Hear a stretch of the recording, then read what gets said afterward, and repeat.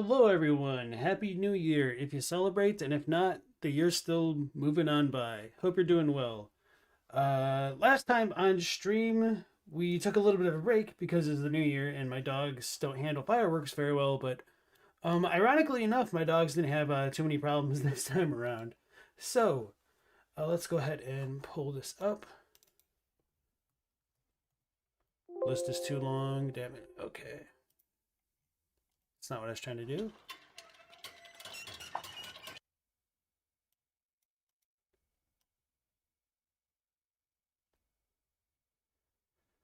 Zoinks. Almost there. We've watched a lot of videos, huh? Alright, this should be close enough to where I need to be. Let me look at chat real quick. Mortis Scallyzy Yogi de Buffalo, nice to see all of you again. James Lang, welcome in. I don't remember if I've seen you before. Mr. Yadaization, welcome in. Vacuum Zealot, as always. Would I like to live in Altus Plateau? Hey, oh no. Way too many poisonous plants, and the denizens don't seem so nice to folk like me. So, nope. Alright. So, last time on stream, we only watched, I think, 2 videos, and then we will have some more today. So, right. We started off with The Irony of Gideon the All-Knowing by Miss Chalice, which is pretty well done. Then we watched Pieces of the Past, Dark Souls 3, and more or less how it ties into Dark Souls 2 by Honored Madman, which was enjoyable as well. And he pointed out some of the connections, which I didn't know because I'm not super strong with the visual imagery of DS2 especially. So that was quite nice. In its prime, it must have been a nice place. I don't know, man. I still haven't seen a single toilet in Altus Plateau, so I still feel like I gotta say no. All right. But for today's videos, we will start off with the top 10 times FromSoftware trolled us by Trey Irby, I'm not sure how you pronounce it. Then Sekiro is the best FromSoft game with just Jorge. Then, depending on how much time left, we will get into Elden Ring lore. Why did the Carian Queen grieve by Jack as a Mimic? And or Queen Marika's full story explained Elden Ring theory by Bandit Games. So that should keep us occupied for a decent amount today. And if we still have extra time somehow, we'll do Why Does Dark Souls Sound Like Dark Souls? So hope you're all strapped in and ready to go. And let's go ahead and dive on into the first video. Top 10 times FromSoftware trolled us by Trey Irby. Hey Cav, welcome into the stream. Nice to see you again. And let me know if the volume is too high or too low for you guys. Dashing through the swamp, amazing chest ahead. Could this be a dog? Listen carefully, skeleton. Yeah! Merry Christmas, you filthy animals. It's the holiday season, and that means time for gifts. But as FromSoftware fans, we've already been given the greatest gift of all. What could that be, you ask? The best lore in gaming? That excellent sense of accomplishment that one can only get from beating a FromSoft game? The memes? No! The gift of you! What do I mean by that? Simply this. Throughout the years, ever since I started being a fan, Miyazaki and company have been playing dirty tricks on us for their sick amusement. To celebrate, I like how it's always the same picture of Miyazaki that we all use as like the lore community at large. Yeah, it's just such a good like shit stirring photo of Miyazaki. So anyway, Cav asked how my dog is doing. He's doing pretty well. Thanks for asking. We got him like epilepsy medication, so hopefully things stay good. Unfortunately, it sounds like we're gonna have to keep him on the medication long term, and that could potentially like affect his kidneys down the line, which is less than ideal. So in a month, I'm gonna have to go back to the vet and get some more like lab work done. But thank you for asking. To celebrate their twisted sense of humor, I'm counting down my picks for the top 10 times that we got trolled by FromSoftware. Number 10. Let's start off the countdown with one of the best introductory levels in a FromSoft game. So I wonder, I mean, I can't imagine it won't be on here at all, but I feel like Miyazaki choosing the pendant as the starting gift for DS1 has to be one of the top 10 times, if not number one. But trying to think of some of like the best times From has trolled us. Uh, I kind of feel like putting the mushroom at the very bottom of the Great Hollow is just really freaking funny when you get one shot by him. Not that I've ever experienced that, or just like the mushrooms in general. I guess they don't really troll us, but what is something really trolly? Obviously, patches, the Kalid, or maybe not the Kalid warp. Well, I guess that is the Kalid warp. I was gonna say the warp to the tunnels in Kalid. That was kind of peak gaming, to be honest. Wonder, like, I almost feel like it doesn't count, but I feel like the stupid soldier that they put in Scholar of the First Sin in the Forest of the Fallen Giants that's literally on top of the freaking rocks that jumps down to Genki in the back. That is trolly as hell. I feel like a lot of these are going to inadvertently end up being Dark Souls 2, but maybe I'm wrong. Oh wait, he says FromSoftware, so this isn't necessarily Soulsborne, is it? Well, we'll see, I guess. Sends Fortress Balls. Those are pretty good. Yeah, that's probably a really good one, Bella. Yeah. Biggest troll is not having Morgoth's hammer. You can get Morgoth's hammer. It's the Giant Crusher. It's literally right next to the Minor Erdtree Church in Altus Plateau, where you can get the what's called the Golden Order seal. Scaleezy says, outside of being hilarious, From's including of choices that can be outright negative proves how committed they are to providing a complete experience to their players. Oh, you wanted it as a miracle? I see what you mean. Yeah, it would be kind of cool. Or even like his super annoying dagger, I don't think you can throw. Stormvale Castle. If you've been following the Sites of Grace, Stormvale Castle is going to be the first legacy dungeon you reach in Elden Ring. And guess what? It's pretty damn hard. After getting nice and settled in Stormvale, I was really excited to see all the cool similarities to the first world of Demon Souls, the Boletarian Palace. I love it when FromSoft does cool little callbacks like this.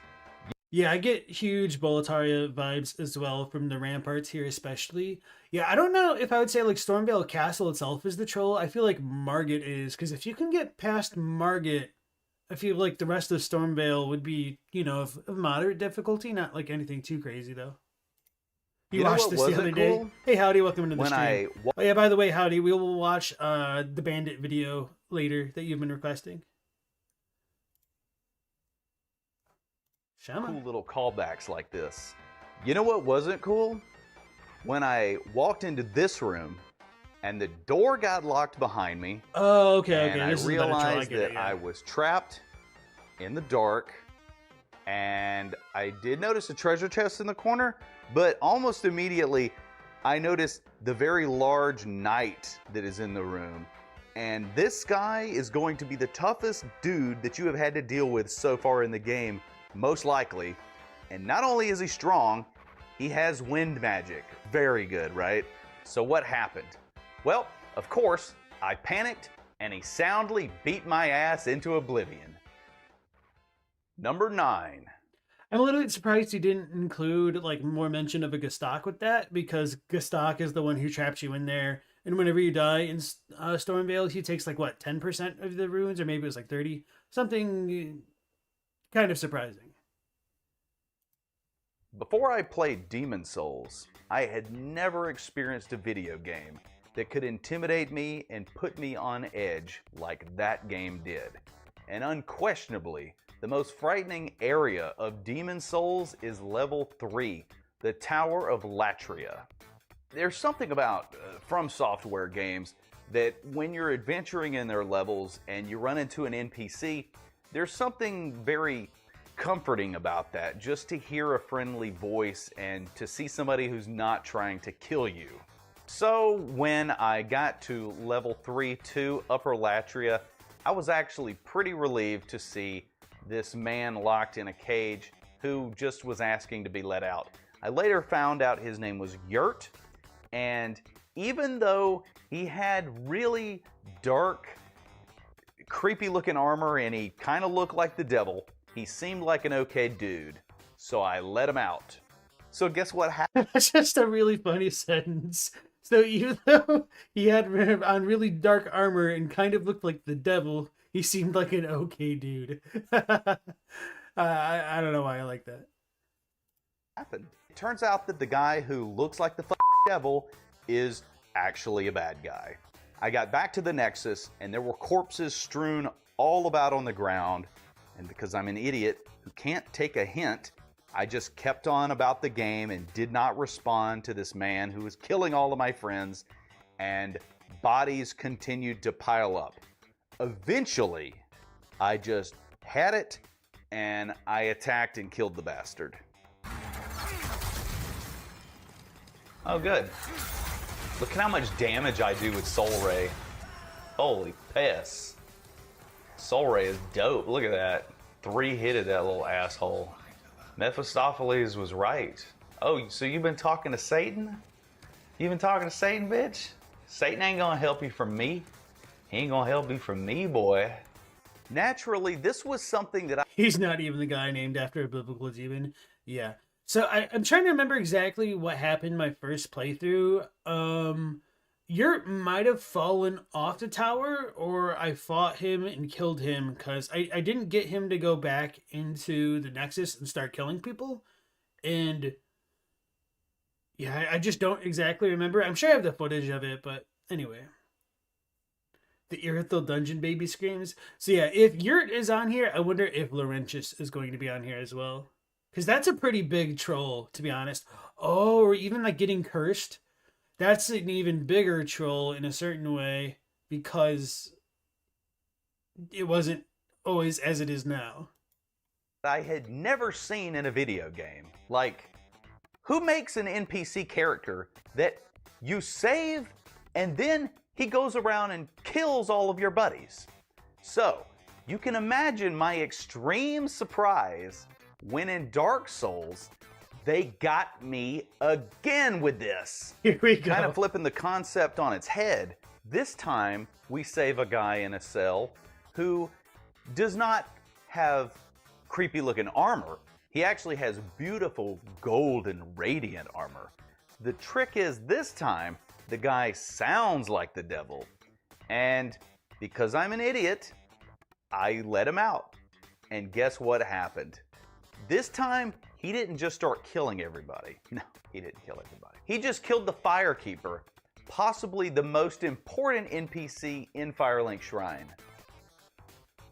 Definitely the good news about Lautrec the Dick Cheese is that when he kills the Firekeeper, you can actually invade him once you get to Anor Londo.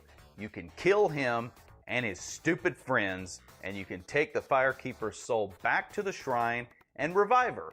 So, no harm, no foul. And finally, my favorite example of So I think my very, very first playthrough, I released Lautrec, but then he sounded like a dick after he got let out, so I killed him. So I missed him killing the Firekeeper on my first playthrough, and then it happened for me the second time through, which I didn't exactly know like all of the quest triggers at that time. Yeah, he gets out anyway. FromSoft creating an NPC to kill all of your friends, we have the suspicious beggar that we find in the forbidden woods of Bloodborne. We have established that I am not incredibly smart or clever.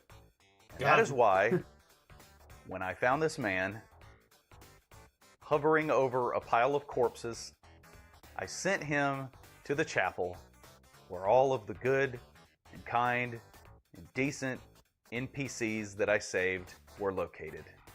I could have sent him to Yosefka's clinic. Probably wouldn't have heard any more from him after that. But because I can't take a hint, I sent him to the chapel. And when I arrived, he had already killed my grandma. When you do approach the beggar, who is covered in blood, I still don't know how I can't just pick up on this stuff. Yeah, it's my favorite detail about when you do talk to him, he's very happy and excited.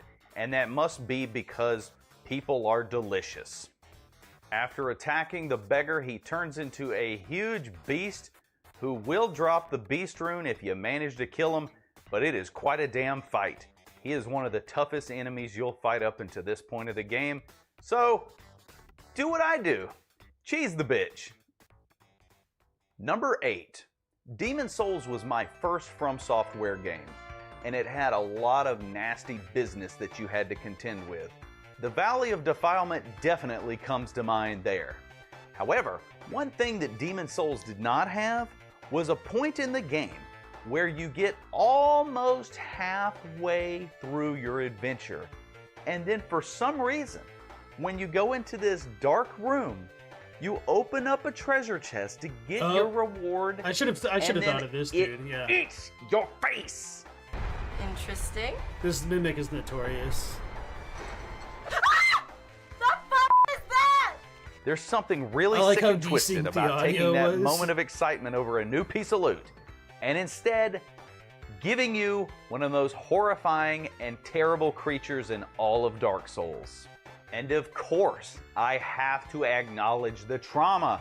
After playing Dark Souls, none of us look at treasure chests the same way again. Number 7.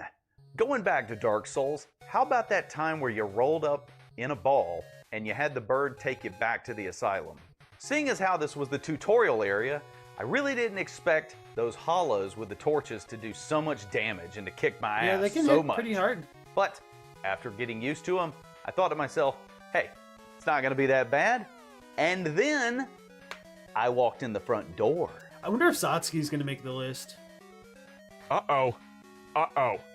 Uh-oh. Yeah, there was no way to see that coming. For some reason, he sounded like Roger from American Dad. And I think that's why this is one of the best troll moments in all of Dark Souls, because there was absolutely no hints letting you know that that floor was gonna fall out underneath you. Of course, when you're in the tutorial, if you look through that window in the Undead Asylum, you can actually see that other demon walking around in that room. Of course, you're probably not gonna be thinking about that when he is smashing the shit out of you with his increased attack damage and his extremely destructive AoE attack.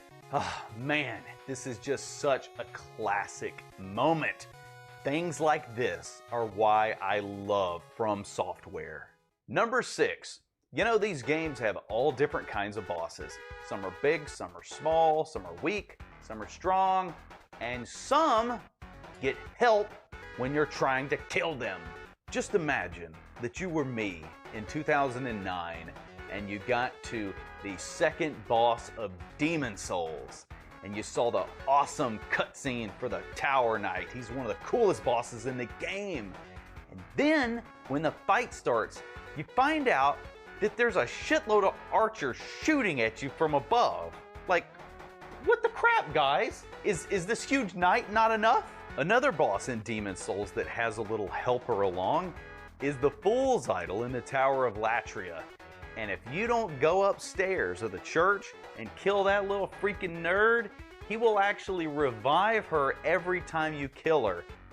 Yeah, that's a pretty good trolling maneuver. I'd gone up there and killed him first, so I didn't realize it was such a gimmick fight until, after I'd already beaten the game and heard about it.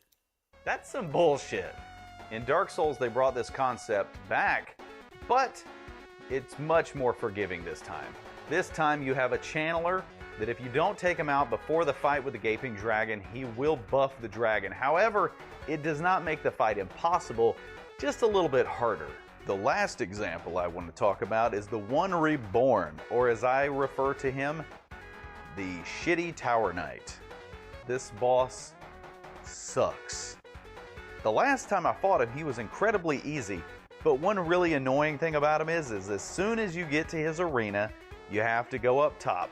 Not this time to take out archers, but to take out all the women who shoot fireballs at you and heal the boss. There's just something about a boss. I don't know if they actually heal him, because I guess I don't remember if I've ever lingered down there long enough to test it out. Maybe they do. Boss that needs help to beat you, that just makes him kind of seem like a wuss. Oh yeah, and you know what? Capra Demon, you're one too. Number 5. Can you guess what my favorite game show of all time is? The $100,000 Pyramid? Who Wants to Be a Millionaire? Press your luck? No, idiot. It's Double Dare, of course. That's why my favorite level to play in Dark Souls is Sin's Fortress, because not only do you get to traverse a brutal obstacle course, you also get to answer trivia questions. Double Dare was the days. I weep for the children who didn't get to experience Nickelodeon games and sports and stuff like Double Dare. It was definitely a different time. Sin's Fortress is packed with peril. I'm in danger! And one of its most devastating traps is this elevator. So what happens with this elevator? Well, it goes up pretty quickly, and it momentarily stops at a doorway. And if you do not roll out that doorway the second you get there, you're gonna have a bad time. Upon inspection, you can actually see blood on the base of this elevator. And when I saw it, I just assumed it was set decoration. Because I'm an idiot. I don't know what's worse. The fact that they put such and that's like one of the best things about FromSoft is that you get to feel like an idiot for missing some of these environmental details, which might not always be present in other games. So, another point for FromSoft. Bella asked, on average, how many times a day do you think about the one reborn? Take the number 1 and subtract it by 1. Reborn. The devious trap in this level are the fact that all the hints were there and I merely overlooked them. Either way, this thing is hilarious and awesome, and I would love to see more stuff like this in future FromSoftware titles. Number 4. Let's talk about the Forbidden Woods, everyone's favorite level of Bloodborne, because it's so great. I mean, think about it. We get to get out of the city, we get to go get some nice, fresh country air, we get to explore nature. And all of this music is taking me back to the 8-bit and 16-bit days. I'm literally like replaying Mario 1, 2 in my head right now.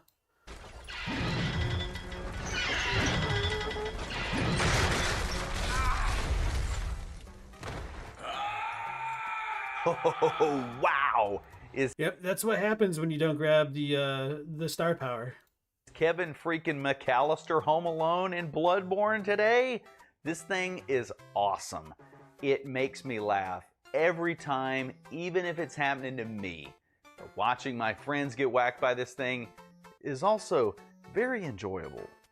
While a trap like this definitely would not make sense in Central Yarnum, it totally is logical in the Forbidden Woods. And I really like the fact that it's right at the beginning of the level, as if to say, you're not ready for these woods yet, bitch.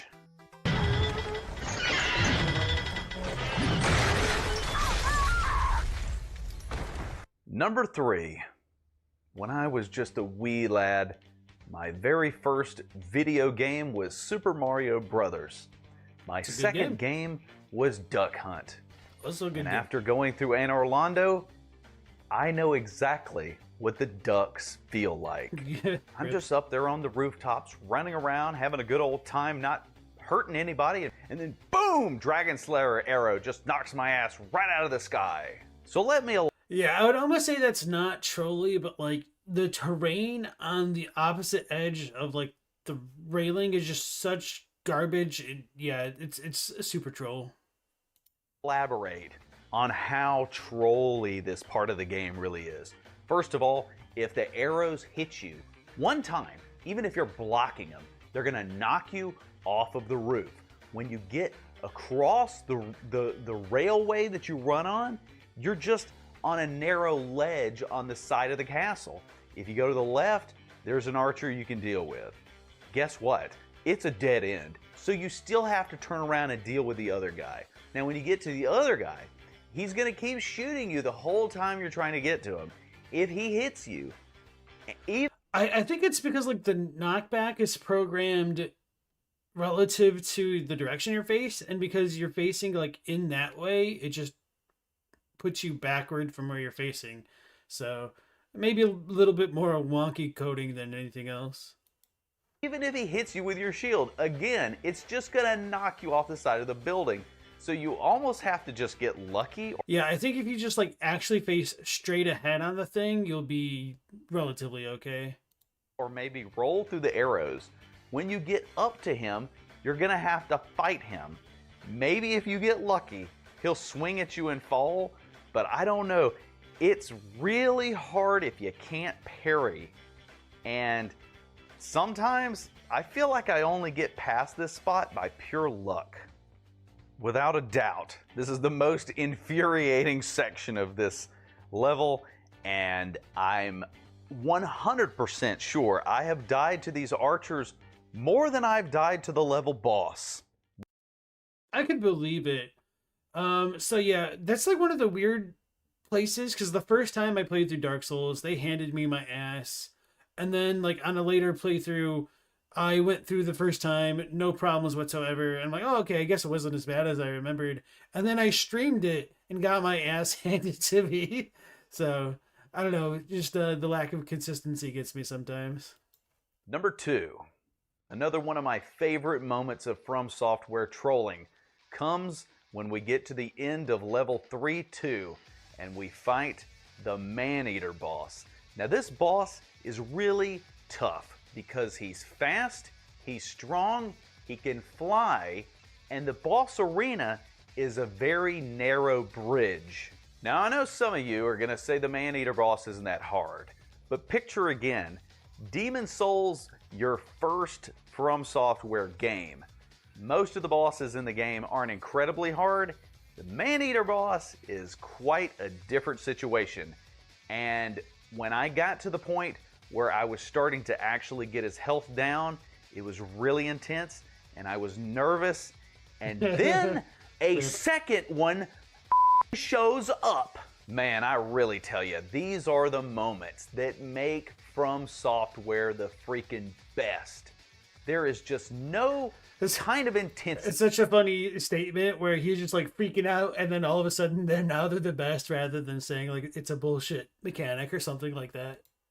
We're all like that masochists, first time I guess. fighting the Man-Eater and just thinking that you've almost got him licked, and then the intensity ramps up so much more when that second one shows up. What a fantastic memory, and what a fantastic feeling of achievement when you finally beat this boss.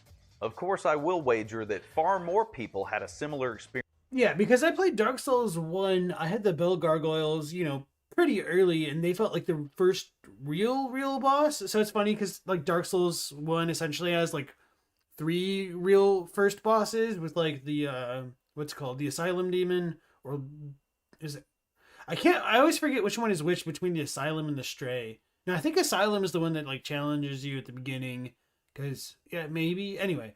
The Asylum Demon is like the first boss. Then you have the Taurus Demon, which is kind of like the real first boss that's not the Asylum Demon, and both are kind of like gimmicky fights and kind of very similar, but then when you actually get to the Belfry Gargoyles, they are actually like the first challenge that the game doesn't really hold your hands to go through at all.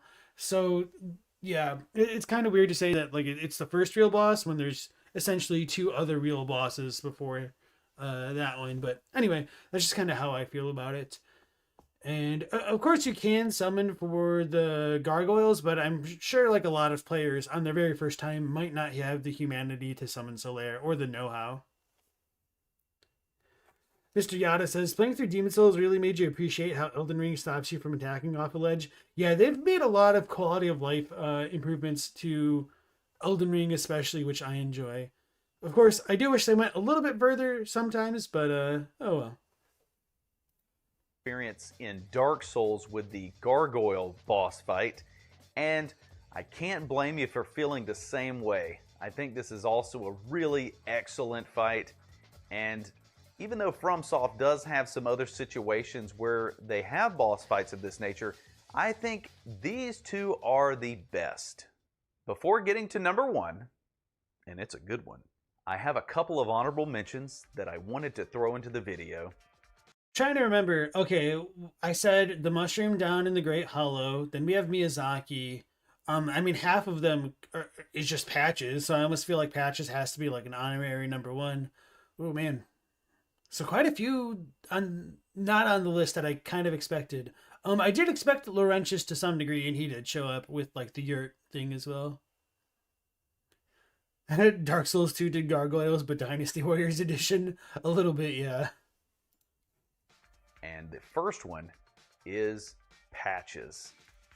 Now, Patches is sort of a tradition in FromSoftware games. Of course, with Demon Souls being my first FromSoftware game, I had the experience of him lying to me, kicking me into a pit, and then when I confronted him, he later became a vendor. The funny thing is, this is a very similar experience for most instances of Patches. It is kind of ironic that FromSoftware's biggest NPC troll does kind of look like one. Just look at that little goblin. For the purposes of this count... Wow, that's dirty using the remake Patches to say he's a troll. ...down, I am mostly referring to Patches in... Or wait, was that the remake? I wasn't paying close enough attention. Yeah, okay. For the purposes of this countdown, I am mostly referring to Patches in Demon Souls, Dark Souls 1 and 3, and Bloodborne, in which he is a spider. Because Bloodborne. If you really are that gullible...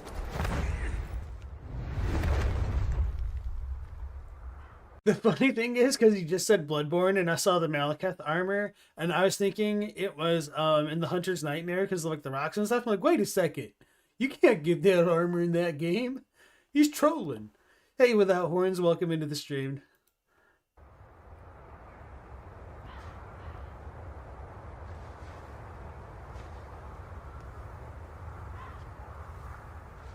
Then stay away from the Volcano Manor!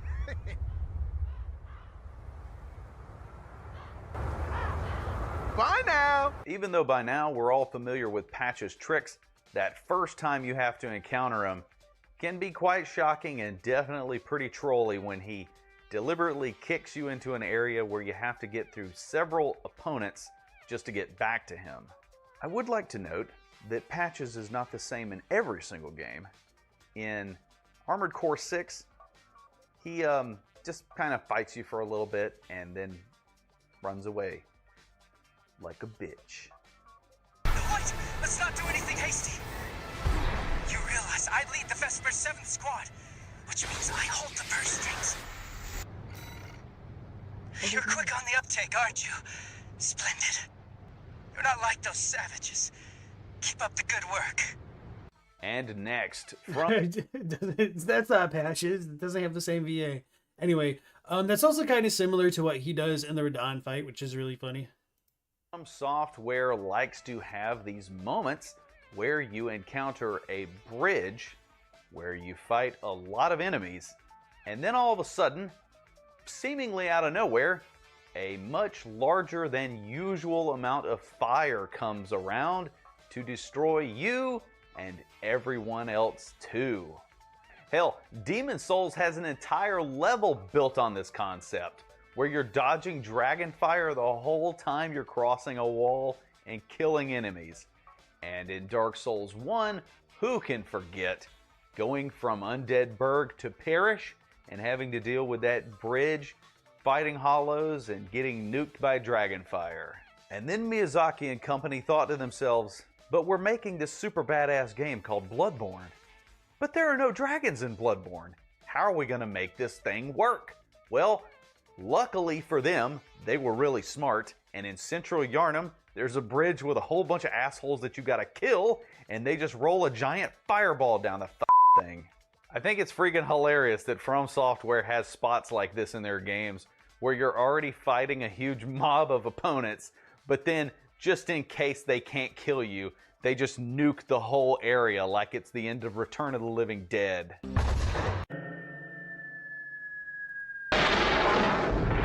Yeah, I kind of forgot about the DS1 Wyvern or the Hellkite Wyvern. That's a really good one. And for the final honorable mention, I have a question. What could be more fun than going through a level in a FromSoftware game? The answer... Going through it 3 times? Oh, I know. Farming the Covenant items in that level. Going through an entire level in a FromSoftware game while being shot at. One example of this comes to mind in that magical part of Dark Souls 3 where we get to flop around in the mud of Smoldering Lake, and the whole time we're down there we get targeted by a giant freaking ballista. This thing does tons of damage and it knocks you on your ass, and the only way to stop it is you have to go through the Dark Souls 3 demon ruins. Then you gotta climb the mountain, fight all the skeletons that are guarding the ballista, and then finally shut the damn thing down. And what is your reward for stopping the ballista? Now you get to explore Smoldering Lake. No thanks. And then the irony is, if you didn't have the ballista blow up all the walls, you can't get all the items. So that is a pretty big troll. It wasn't a poison swamp.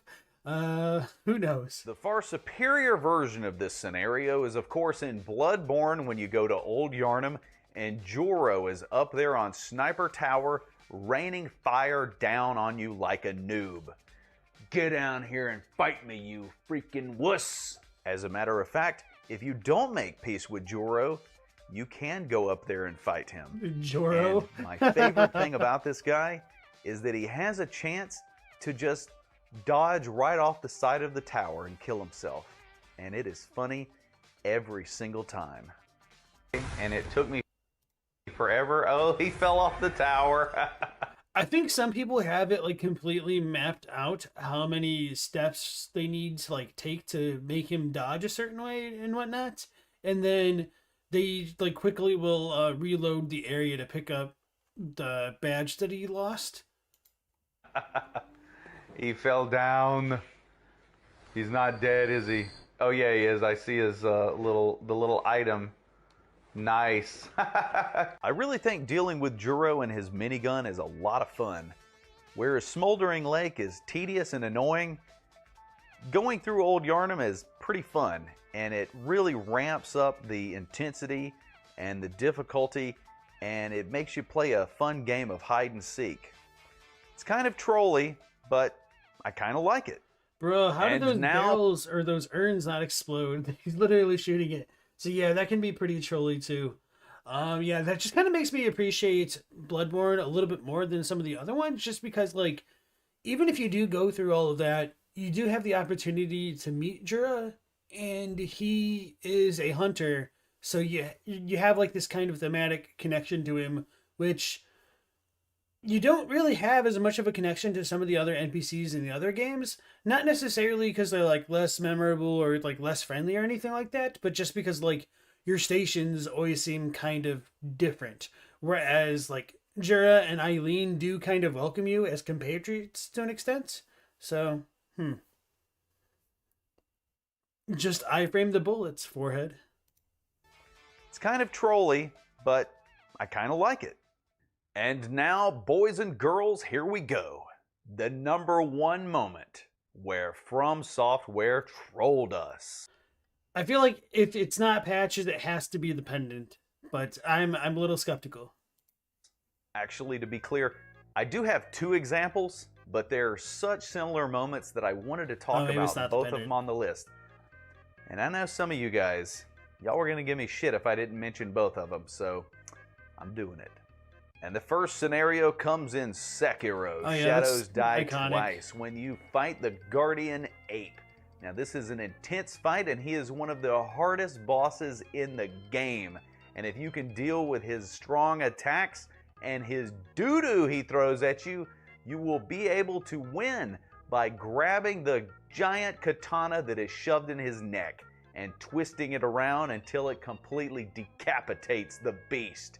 And in an awesome moment of FromSoftware badassery, text comes up on the screen that says Shinobi Execution. Hell yeah!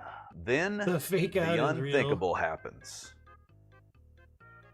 The son of a bitch gets up. He grabs the sword, which is no longer in his neck. He picks up his head, and then he starts chasing you and screaming and trying to kill you. All right, so I feel like the scream and just like the terror mechanic in Sekiro is just hot garbage, but everything else about that was just super peak FromSoft right there. And I really do appreciate just how freaking cinematic they made combat in Sekiro. So that is one thing that Elden Ring definitely lacks in comparison. That's metal as f***. It's so crazy that after defeating such a difficult boss, the game even tells you that he was executed. I mean, is it even possible to get more caught off guard than that? There is only one other moment I can... That was such a fun moment, and if you guys ever get to like see anybody else ever experience their first Guardian Ape fake out, it is just as glorious as you could hope for. Scaleezy says, "Stop murdering people, Jura. Us, Lamau, no. Gamers want a game about being immortal when an enemy is revealed to be an immortal. I know, right?" Howdy says Jura was once in the dream as well. Did he kill a great one too? So mysterious. No, so Jura might have just kind of abandoned his hunt once they burned down Old Yarnum, but it's never really fully explained, as is tradition. The reanimated ape's motion still makes Cav's skin crawl. It's so good. think of that has to be the absolute trolliest, most coming out of left field to shock me moment in FromSoftware gaming. We're going to have to go to the ashes of Ariandel. When you get to fight Sister Frida, Yep. she This is is a good very tough. If you manage to take her down, Father Ariandel screams, throws a royal shit fit, and wakes her up with the power of anger and fire. And this is where the real fight starts. Now you have two bosses sharing a single health bar. Ariandel is just spreading fire all over the place and smashing you to pieces with his giant cereal bowl. And Sister Frida, she likes to heal him. She's pretty passive in this stage, but this is still one of the hardest fights in Dark Souls 3. After a long, hard-fought battle, you finally take them down, and you get your reward, a Titanite slab. Now that's what I'm talking about. Pat yourself on the back, Ashen One. You deserve it.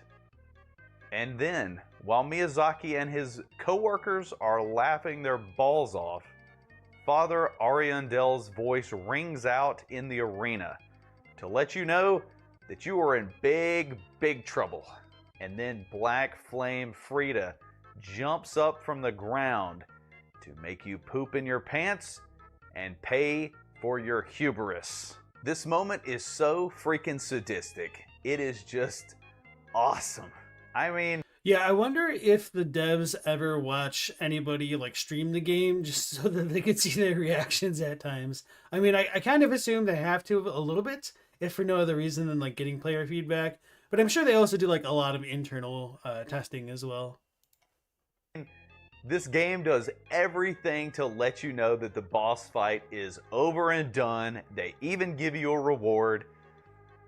And then the third phase shows up and it is hard as crap. Oh man, this just hit me right out of nowhere.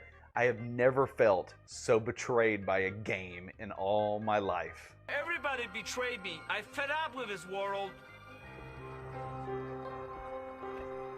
You know, if there's one thing that we can learn from the list is that FromSoft has no qualms about shitting in your cornflakes, and I love them for it because these kind of moments are the moments that really stick with you on your playthrough. And as Miyazaki said, his games are designed to give you hardships that you push through and achieve greatness by overcoming. And all of these moments are things that really make you a better player, in my opinion. And I love them for that. So, all right. It seemed like they're more like the top 15 times FromSoft trolled us. So do you guys in chat have any others that you thought he was going to mention but didn't get to? I'm really shocked that the pendant didn't come up. Well, I think the mushroom at the bottom of the Great Hollow is hilarious. I could totally see that not being one. Although it is kind of unintentional, the fact that you could kill Millicent by like falling on her or rolling on her was that was truly as all hell that I managed to like blind complete her quest only to screw it up at the last moment. And now I want to take this opportunity to thank all of my wonderful and supportive channel members. Last Bulbasaur. All I Want for Ludmus is Wig. Theremin Electro. Ethan T. Telumrac. Guinea Piglet. You know, eventually I'm probably going to memorize all these and I won't even have to read the list anymore. Zach Gorecki. Tommy Sunshine. Fuzzy Love Panda X. M. Jean. Holy Corn God Form 1. Crispy. I0. J. Jarek Markland. Coffee and Computers. The Deficienist. I would also like to thank Coffee and Computers. Mr. Yada says the teleporting chests were a pretty big shock when you first opened them. Yeah. And our newest channel member, please welcome Thigh Pick Dealer. Good to have you. What a Boy, name. that was a lot of fun. This video has been a video that I've really wanted to make for a while, and I just want to say that I know that the last video took kind of a while to get out, and I'm planning on making them being a lot more frequent. And again, I want to thank everybody for watching. If you enjoyed this video, give me a thumbs up to see more stuff like this. Please comment if you have any opinions on this list, or maybe think of anything that I kind of left out and forgot about. Please share this video if you got a friend or somebody that you think might enjoy it. And don't forget to subscribe if you want to get notified when the next video goes up, because I'm already working on it. Love you guys. See you next time. Be gone with you. You'll spoil my focus.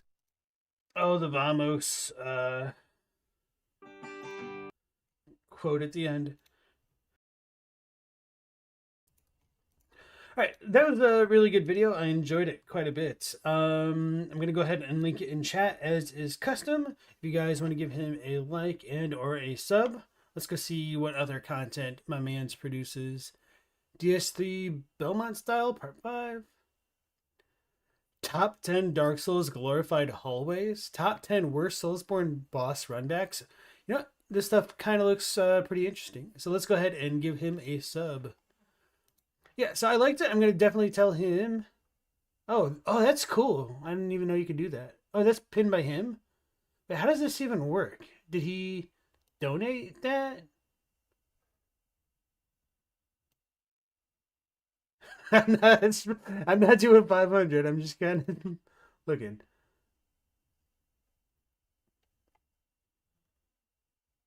Interesting. Okay. That's cool. All right, so anyway, what was I going to tell him? Lovely video. I reacted to it live on stream. You can find it in your mentions tab.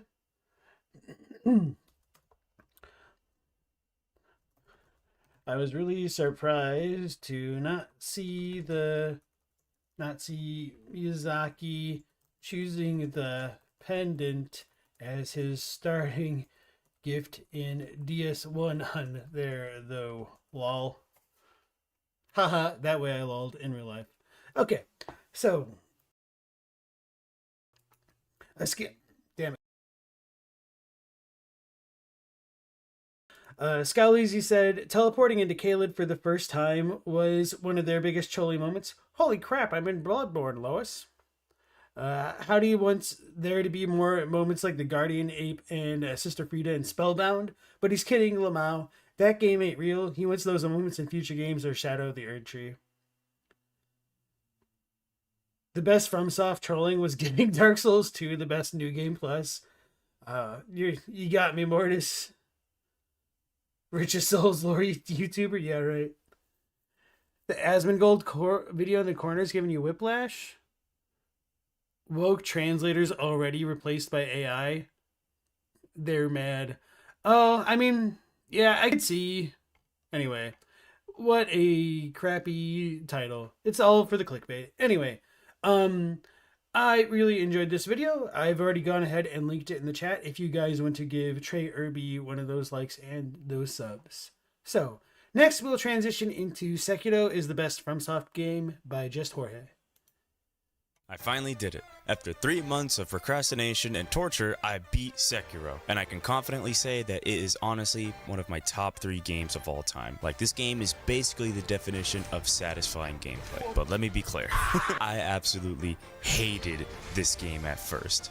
Hey, I know, it got Game of the Year, man. Watch the whole video before you comment, man. I honestly hated the game at first, but that was because I was playing it wrong. You see, Sekiro has a particular set of rules that demand the player to pay attention, demanding damn near perfection for a lot of the fights. No matter how you perceive it, Sekiro is the biggest deviation from the Souls' tried and true formula of dodge for iframes by far. While the underlying philosophy of level progression, boss encounters, and combat are still pretty much intact. To put it simply, it's almost like doing the exact opposite design approach to Elden Ring. Now, I'm not trying to say that one game is better than the other, it's just that Elden Ring is a game that is very vast, expansive, and absolutely massive. Like, it has an unreal amount of content, almost an intimidating amount, which is great in my opinion. You know, the more the merrier. Sekiro, on the other hand, managed to fucking kick you while you're down. Like I said, oh, that should have been one of the top 10 trolliest moments, dude. That thing was it's like one of my favorite enemies in all of FromSoft games. The more the merrier. Sekiro, on the other hand, managed to fucking kick you while you're down. He's always just like, what is that? And then blammo. Like I said, there's no iframes here. A lot of players deem this game to be the hardest of the FromSoft Souls games, with a lot of the game mechanics being vastly different to the rest of the franchise. To compare it to Elden Ring feels a little unfair, since the two couldn't be any more different. Comparatively speaking though, Sekiro has less content than Elden Ring. Like, I think it has about a tenth of the content. It's a lot smaller than Elden Ring obviously, but it makes up for that with the experience and encounters like the satisfyingly brutal gameplay, handcrafted boss fights, and the beautiful storytelling. So without further delay, I give you 忍びよ目覚めてくださいあなたの主のため主従の約定に従い命を落とし我に仕えよ命を落としてもたとえ奪われる必ず取り戻すこれをお迎えに参上いたしました今しばらく You know, even though Sekiro can die twice, his enemies are all kind of dumb for not just cutting off another one of his limbs. お待ちください逆たぐるようなおい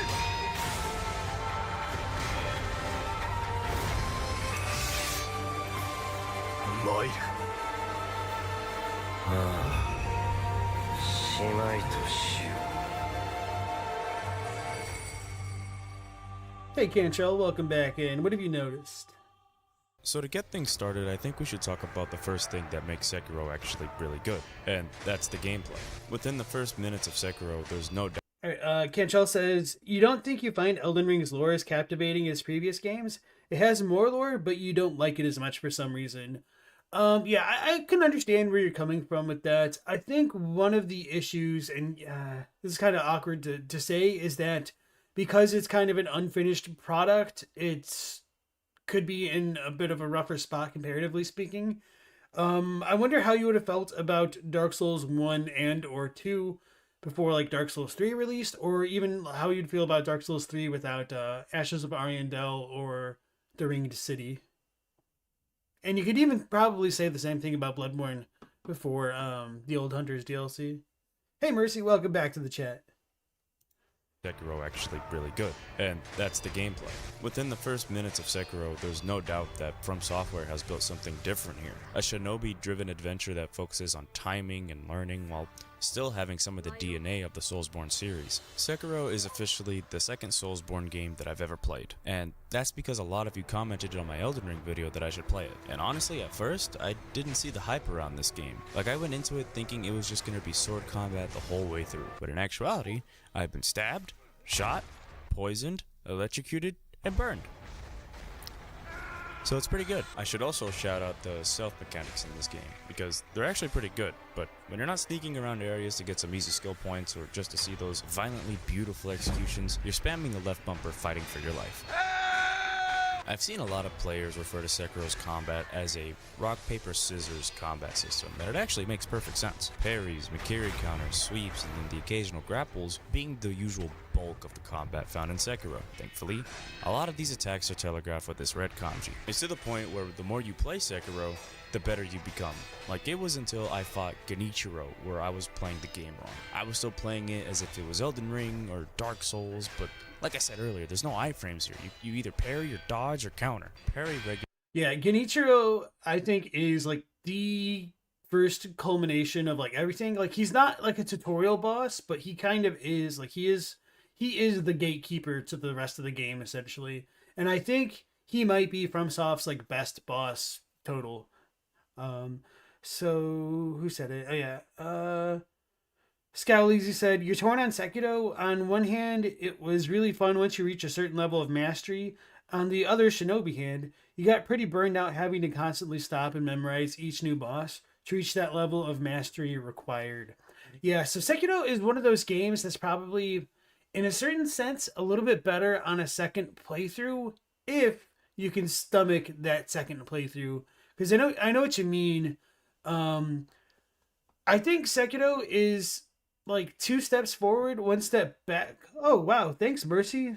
Yeah, thanks for the 100. I'm not sure what currency that is, but I appreciate that. Yeah, glad you're here too. Now I forgot what I was saying.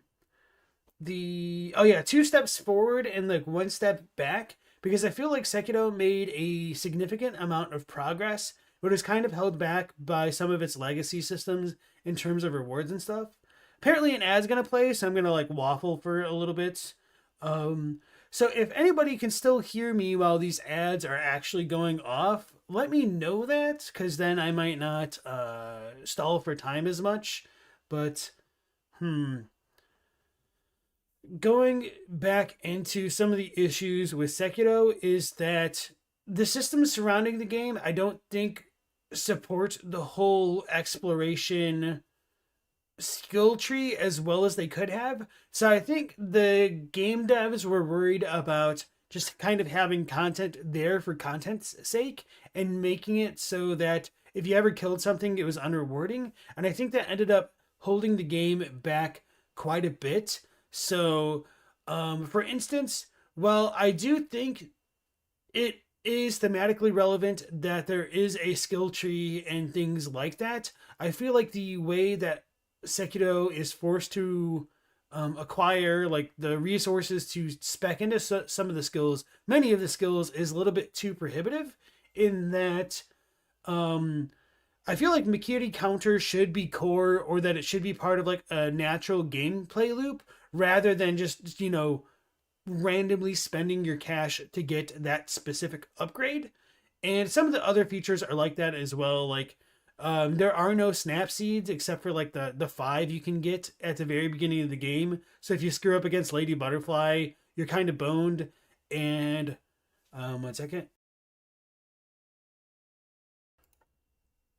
Oh, some have ad block. That's true. YouTube's not got you yet. Oh, you got the YouTube Premium? Okay. Interesting. So, yeah. the shops in the game are kind of meh at best. I mean, there's really like what, 2 shops? Well, 3, I guess. Oh, I forgot about like all the like little merchant dudes. I guess there's like more shops and stuff like that, but the fact that Sekiro did move away from like the traditional levels, I think was a really big step in the right direction. And I think if you ever had like a Dark Souls / Elden Ring style game again, if they ever figure out a way to do away with like stat requirements for weapons, that would be a huge step forward, I think, in terms of accessibility. What are some other like really good features of Sekiro? Obviously, like the combat and the actual like cinematics is just top notch. This is like one of the best games I've ever played without a HUD on, because it's just that readable still. Yeah. Scaleezy says Genichiro was the most enjoyable flow state you've ever had in a fight, but by the time you got to Guardian Ape, you just didn't want to keep going. I see. With how high the minimum skill requirement is, you think Sekiro just throws too many things at the player? Like, all the skill books and tools are nice, but it's too much to juggle. Yeah, I feel like they really demanded such a high mastery of the parrying that the game would have been better off if you could also do more significant damage to the actual boss's vitality. So you had 2 viable ways of killing the enemy, rather than just whittling down an enemy until they finally manage to die, or forcing players to actually get good at parrying to deal with the game, because a lot of players really can't or don't get that mechanic down, which is really, really sad. So somebody else had said something that I wanted to address. Oh, yeah. Bella had said, off topic to Souls, but you're trying to learn Japanese with a teacher in Duolingo, and your Japanese professor said that in real life, Japanese people never say anata unless you're trying to get a stranger's attention. So yeah, anata is, it's kind of got a connotation of meaning like dear or honey. So typically the way that Japanese people will like refer to each other is, you know, if somebody's a stranger, you can use anata, but it's a little bit too intimate, and many times they'll just use your last name plus, you know, whatever suffix they want to go with that, or your first name if you're, you know, on more familiar terms with that person. So rather than just using the pronoun you, which we very often do in English, in Japan, they are much more likely to use a form of your name or like a nickname or things like that. And Sekiro has such good sound design too. Yeah. So I think that's all I wanted to say there. Regular attacks, dodge or jump over sweep attacks, and Mikiri counter stabs is Sekiro's bread and butter. Mind you, you're doing all this while managing posture. You see that bar on top of the enemy right there? Well, if I fill that bar all the way up by perfect parrying and countering everything perfectly, I can ignore that fuck ton of health he has and deal a death blow. The catch is, you have to manage your own posture too. Remember when I said that when you're in regular combat, you could just spam the left bumper to fight for your life? Oh. Well, if all you do is spam the guard to parry, your posture will break and the guy that's fighting you will eventually fold you. And if you're playing on the harder difficulty, where basically if you don't perfect parry everything you take chip damage, you're fucked. If you're fucking bad at this game makes you either get good or get the fuck out. I'm talking 5-hour boss fights against this hairy fuck. Holy fucking shit, I hated this fight, but I loved it at the same time. You have to respect it because it's hard but fair. But this different gameplay style... Yeah, the owl fight was pretty good. I kind of forgot how to play Sekiro when I went back and played and fought him, so I like didn't remember how to like really cheese combat super well. So that was a lot more challenging for me. Creates a certain discussion in that there's no real build crafting in Sekiro, compared to Elden Ring and all the other Souls games where you can basically create a class and role pick your character to be as effective as you want him to be. Instead, in Sekiro, you just have a sword and an arm.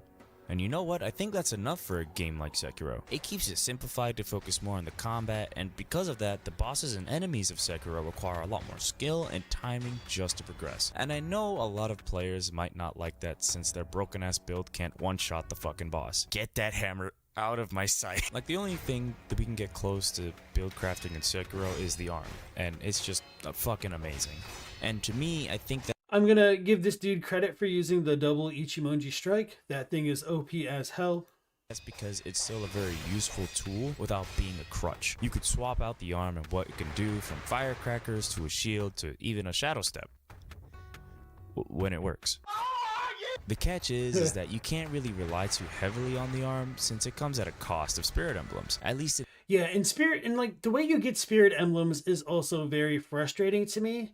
I think in some ways that the spirit emblem system was reminiscent of like the Estus Flask one, where you had a limited amount of tool things that you could use per rest cycle. That'd be fine. And because like it kind of is that way already, but it's also not. So having to farm for items is just such a draconian requirement in a game that's so inherently punishing as Sekiro that it just kind of boggles my mind. So like I said, 2 steps forward, 1 step back. Although Sekiro felt like a couple steps back, more towards the times of like Demon Souls than even like Bloodborne, to be honest. in the early game, because once you start upgrading the arms, dude, they're fucking useful as shit. Not only that, but there's the new die twice mechanic. Holy shit, it's in the name of the game. Oh wow. Basically giving players a second chance in a fight to either run their fade or run back to a safe fight to rest and approach the fight a little differently. Personally, I love this mechanic as it gave me insight as to what I did wrong in a fight. Very few times did I call fights bullshit because I usually knew that I did something wrong, so having that... Yeah, and I do wish they would have differentiated from the grab attacks and the thrusting attacks a little bit more, because it's really hard to react. So even if they, well, maybe this wouldn't be better for everybody. Maybe if they changed the color for the danger symbols at times, so like blue could be for grab and like red could be for thrust. So that way you could know to like Mikiri or to either dodge or jump. But yeah, Sekiro, I really liked how there was a lot more verticality in the combat itself with being able to Goomba stomp your enemies. The Goomba stomp is so much fun too. Yeah. So I love to use the Goomba stomp against Orin of the Water. Second chance to... Which, saying Orin of the Water just kind of annoys me because she's like Orin of Mibu Village. Like Mibu, I guess they translated as water there for some... Anyway, the localization's all over the place. Not make a mistake again is great. Unless you're like me and you just fucking suck. And over time, as you understand these skills, arm upgrades, and combat arts, the better the game just flows. And it's not to an overwhelming degree either. Like, I've played countless games where their upgrade systems and item usages are just overwhelmingly complicated to the point where I don't even use half the items that they present to me. I know the turtlenecks are good for recovery, but I don't want to hurt the turtle. That's my #1 rule in games. If you kill turtles in games, unsubscribe now. But I will kill monkeys. Don't fucking run away from me!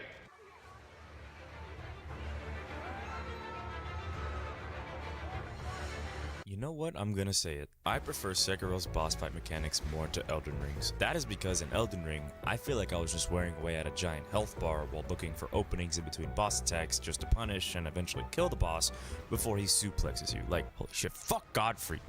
That's kind of funny to me. I mean, certainly there are definitely some Elden Ring bosses which I feel like need a lot more work, but I also feel like I spent way more time on the Sekiro bosses, which I don't know if that's a good or a bad thing. Probably a good thing because Sekiro is a much more contained game, and yeah, I don't know.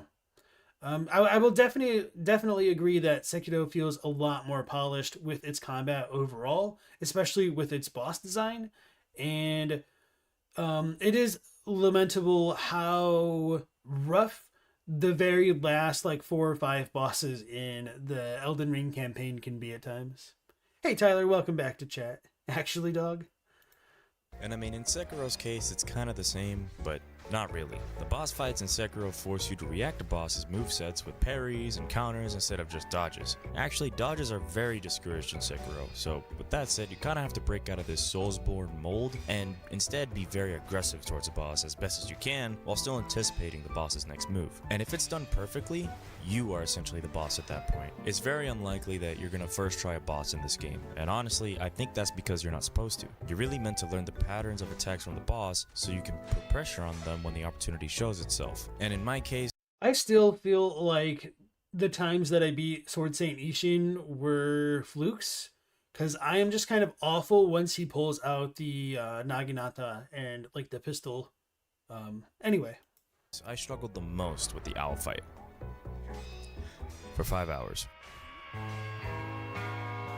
Like, it was one of those boss fights where I put down the controller and said, I will see you tomorrow. Because when I got back into that fight, I took an hour just to learn his moves in phase 1 and then phase 2, to where I basically almost no-hit the whole fight. And when I finally beat him, I just felt this wave of satisfaction. The thing is, I was still playing the game wrong because I was skipping all those mini-bosses all the way to Owl. So I wasn't quite as strong as I should have been whenever I fought him. Because in order to even get stronger, you're actually required to fight some of these mini-bosses and story bosses, since they drop certain items that can boost your... Yeah, this dude probably killed me more than any enemy in the entire game, Snake Eye Shirafuji. So, I feel that. Or is this the right one? I think this is the one. Anyway. Damage and health. But I will say that these bosses help me understand a lot of players' frustrations, especially when they say it's too difficult to be enjoyable. Even though I disagree, a lot of these boss fights are stacked against you, with some of the bosses feeling like you have to be perfect when fighting them. And to that point, I can see someone saying progression shouldn't be tied to game sense. But the thing is, the progression in Sekiro happens when you, the player, overcome an obstacle instead of power leveling or using another game-breaking mechanic to change the way the fight is meant to be played. Get that hammer away from me!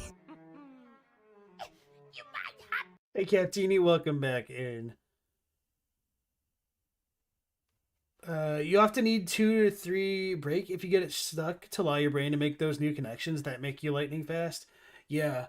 I don't know, I'm pretty stubborn for the most part. I don't remember if I really set the game down so much when I was playing Sekiro. Although, well, I do like to play the games, I don't want to say like a full marathon. Like, I like to do, you know, dedicated chunks. I definitely also like to go through these games specifically kind of slowly and at my own pace. Which means, like, I do take breaks, but kind of like when I feel a little bit overstimulated, I guess. So kind of like the exploration aspect of some of the games can just be a lot at times, and sometimes I'll, you know, just like to set the controller down, go eat, deal with the animals, and come back to when I feel like a little bit more mentally apt, I guess. Hey Stella, nothing like getting your ass kicked for hours only to realize you could have made it easier if you'd done what you were supposed to do to begin with. Yeah, it could definitely be like that sometimes. But I have a gun! So usually in my videos, I don't spend a whole lot of time talking about the story of games. And I mean, why Elmo? I guess it really is supposed to be stand-in for him, but it's kind of interesting. typically with the Soulsborne franchise, it puts gameplay before story, similarly to games like Doom, Ultra Kill, and Risk of Rain. Usually the Soulsborne games tell their stories through pieces of dialogue or text that need to be put together by the players by item descriptions, the world, NPCs, and so on. No crazy long cutscenes with a ton of exposition or insignificant MacGuffins. And Sekiro follows this formula for the most part, but giving just enough detail of the story for players to put more of the pieces together. As I said, I love the duty-bound shinobi that'll do anything for his master story here, and the absolution that the ending presents is just amazing. Yeah? There is more than one ending. What do you mean there's more than one ending? I thought I was done. You only got the purification ending. God motherfucking damn. So Sekiro has 4 different endings, and they're all really cool and show you how the more you explore in the game, the more you can get out of it. And one of the endings made me kill this giant snake, and I really hate snakes, so fuck you. Anyway, you're basically this shinobi guy whose name is Wolf, who works for this kid who's immortal, but go figure, he doesn't want to be immortal no more. What the fuck? So you have to fight this dragon, get some tears, and you gotta get a sword who makes the mortal people not mortal. But there's actually 2 of the mortal swords, and you could have just got 2 of them, but Genichiro got the other one. I don't know how. Fuck. And depending on how you get these tears, on who you side with, you'll get your ending. You played the game, you know the story. But I will say that the story does take a backseat to the gameplay mechanics, as the story feels like a, oh, that's pretty neat moment, you know? Like, I don't really get the relevance of the 3 monkeys, but it is... The 3 monkeys is like a... Is it Buddhist allegory? No, it's probably older. It's probably like a Taoist allegory to see no evil, hear no evil, and speak no evil. And then the 4th one is a pun in the Japanese. So, So as far as the monkeys are called, I think I might have only talked about this in the Discord, maybe on one of the random like game streams. Um, so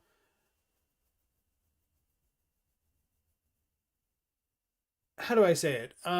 Like the first.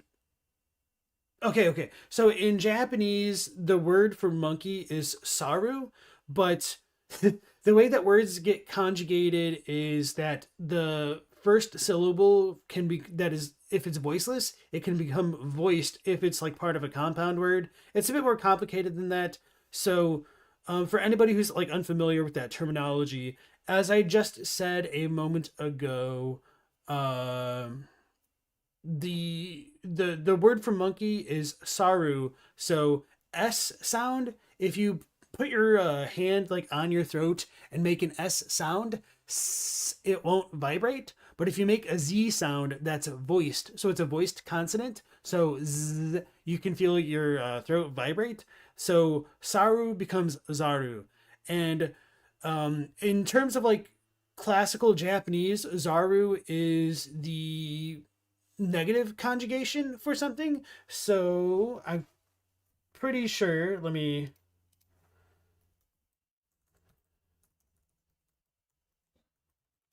look up the actual story.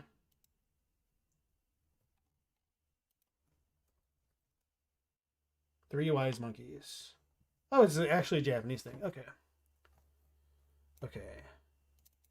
Because I don't remember the actual story. Yeah, Sanzaru. So Mizaru is obviously to okay.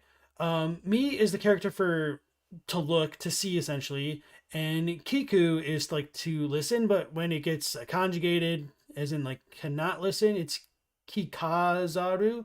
So like Kikanai. Anyway, Iwazaru is for like to speak. Iu becomes Iwazaru. So you could essentially see it as like a blind monkey, a deaf monkey, and a monkey who doesn't speak. So it's kind of a play on words. So Sanzaru reflects here, or redirects here. See no evil, hear no evil. Three wise monkeys are a pictorial maxim embodying the proverbial principle: see no evil, hear no evil, speak no evil. So that's supposed to be a guiding philosophy of the life. Although I believe, I don't know if this is like part of the real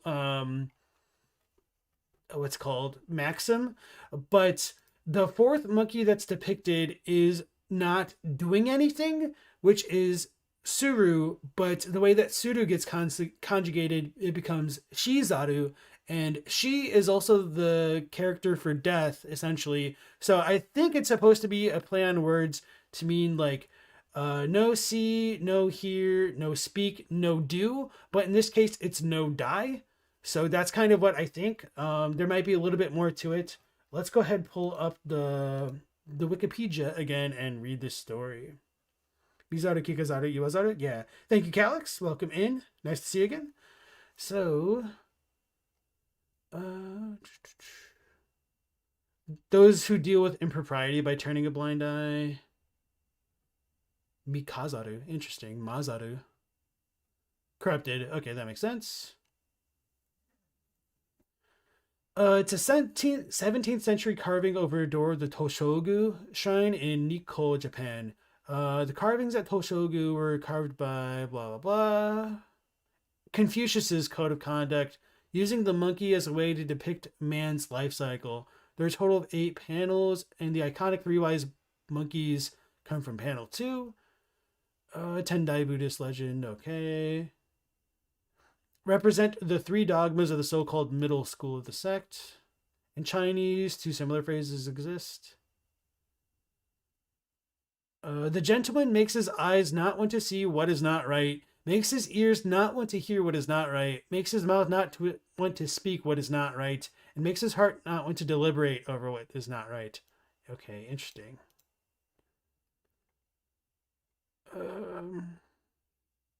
Is there anything else? Simple play on words, the Japanese. I talked about that. See not, hear not, speak not. Rizaru is the negative conjugation. And Saru equals monkey.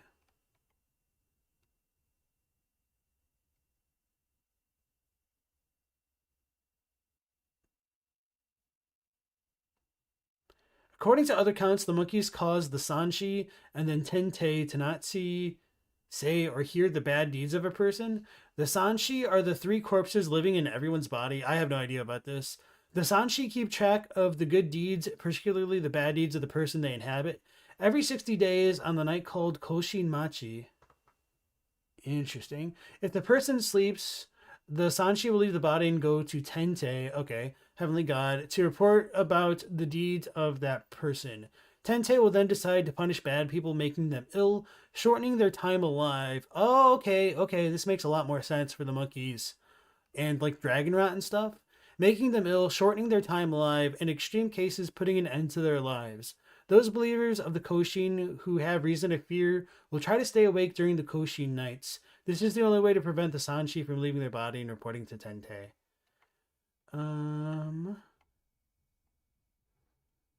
Looking away. Okay, I think that's a pretty good look at it for now. Yeah, so if you guys have more questions, obviously, like, I don't know a ton about this, just like the little bit right there. I'm gonna... Oh, wait, there was a 4th one right there, wasn't there? Sculpture the 4 monkeys. The 4th monkey is covering its genitals. Definitely do no evil. Sometimes there is a 4th monkey depicted, Seizaru. Okay, Suruseru. Who symbolizes the principle of do no evil, which fits with a full quote from the Analects of Confucius. The monkey may be shown crossing its arms or covering its genitals. Yet another variation has the 4th monkey hold its nose to avoid a stench and has been dubbed smell no evil accordingly. Okay, so Seizaru wouldn't necessarily be like to not die. So maybe my thoughts are wrong, or maybe it's just kind of a more modern appellation of this story, I guess.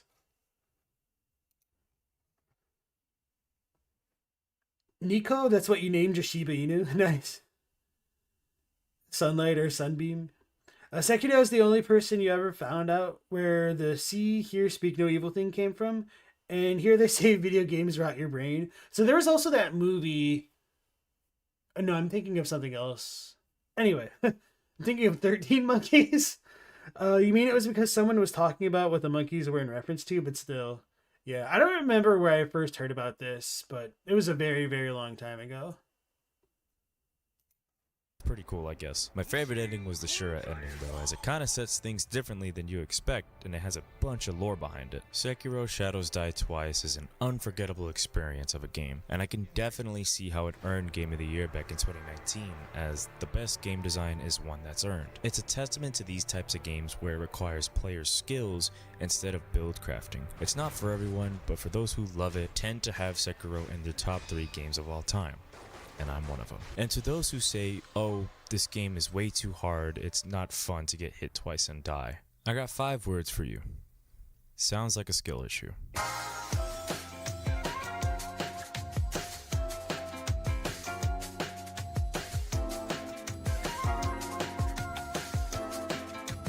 So that was a pretty good video by Just Jorge. Let me see what else they made.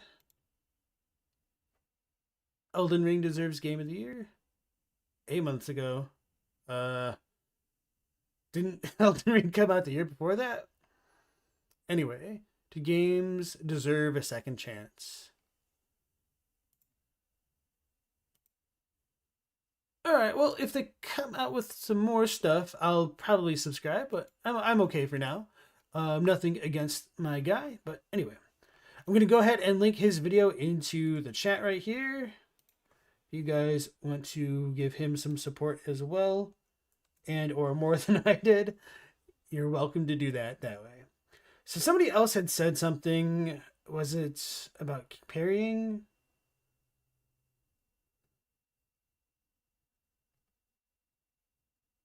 Oh, it's Tyler. They weren't good at parrying in any game, and this game is like an insurmountable obstacle. Yeah, that's rough, man. If you're having trouble, I highly recommend calibrating your TV and your speakers, because Sekiro is really big on the sound cues as well. And if you still feel slow, it might actually be worth delaying I don't think that really works. I was gonna say you could like potentially set the calibration a little bit off, but yeah, I don't know. That's kind of like the only advice that I can give, other than getting good, just because that's pretty much all you can do in Sekiro, unfortunately. And Ozaru, there's a slasher called See No Evil. You feel attacked. Well, if I'm attacking you, I don't need to worry because it's not like you're gonna parry it, right? Mr. Yada never finished Sekiro because you wanted to go and play Dark Souls again, but you got to give it another go. Yeah, so I think it's better to go play Dark Souls before Sekiro, because going from Sekiro to a game like Dark Souls or Dark Souls 2 especially, it's going to be a lot rougher just because of the speed differential, I think. Oh, you got attacked from video. Okay, okay. It's all good. All right, so that was fun. Now we're going to go ahead and transition into some actual lore videos with Elden Ring lore. Why did the Carian Queen grieve by Jack as a Mimic, who has been in the chat a couple times and requested that I critique his video here. My streamer killed me? That's a pretty good clickbait thumbnail title right there.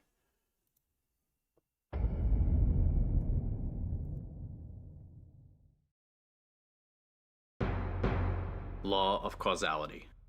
Causality is the pull between meanings, that which links all things in a chain of relation.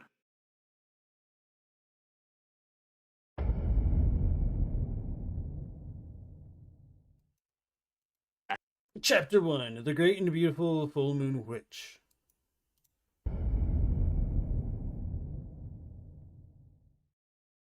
At the top of a hill in the eastern region of Liurnia lies an old, dilapidated church.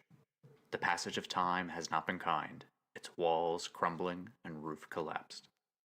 This place has seen better days, and though its history may be forgotten by most, one occupant still remains. You're tarnished, aren't you? I welcome you to the Church of Vows. I am Miriel, steward of this sacred chamber. My apologies for the unseemly state of affairs. Do you know the origin of this place? How it came to be known as the Church of Vows? All right, so a little bit of a, lore tip for a burgeoning creator would be to, and this is going to be a pain in the ass to especially depending on how much you've gone through the game already, but when getting footage, it is a little bit nicer, not necessary, but nicer, to make sure that all of your sound effects and or background music is off, so that way you could get the unfiltered version of the dialogue without having to worry about different audio like cuts coming into it. And that way you can also layer in your own background soundtrack stuff in the background, in the background, obviously, and that can also help set the mood for your videos, which can be a good thing if you need to do it. And if you don't want to have background, it can also just, be good to not have the sudden jumps in the audio to distract people. So that's not really a big thing, but since he's like trying to get new insights for like creating content, I'll just try to give like this kind of more detailed feedback, which isn't necessarily lore stuff. So hopefully you guys don't mind too much. And then there was something else. Oh yeah. So this is going to be the most annoying thing about recording footage, especially as far as like audio stuff goes in a FromSoft game, is if you have footage already, you can go back later and pan the audio to be a bit more centered in your editing software. But if you're getting new footage, one of the ways to make it sound a bit more professional is to take one part of the video like completely centered on the NPC, so that way the sound is balanced in both ears, and then go back in your save data, talk to the NPC again, and then get your more cinematic shots. And it's a real pain in the ass to do, but it does kind of pay off at times. And so just to give like a bit of a visual to give for you guys, I'll show you what I did with like Melina. Okay. So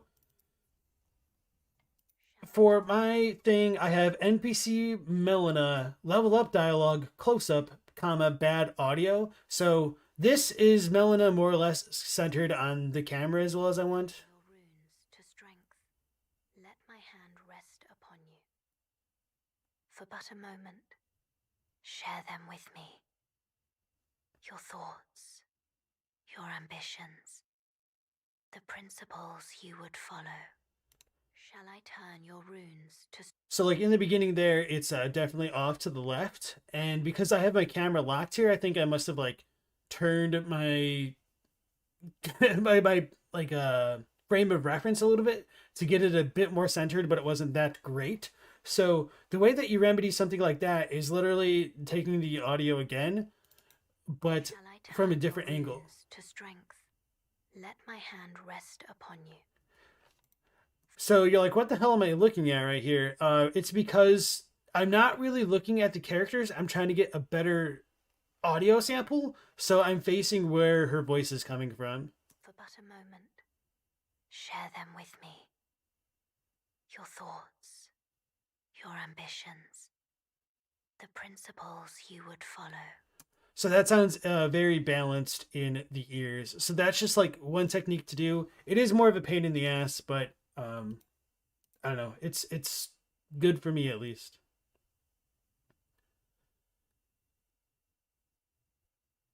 Poor dog is best dog. Howdy won't be able to stay in for the 3 bandit vid. It's getting late. You got school tomorrow? Just know he words it really well. You'll see the reaction tomorrow morning. Okay, thank you, Howdy. You have a good one, and stay in school. Via the old burn. Hey, Reflex 37, welcome in. Rare FromSoft lip syncing. Yeah.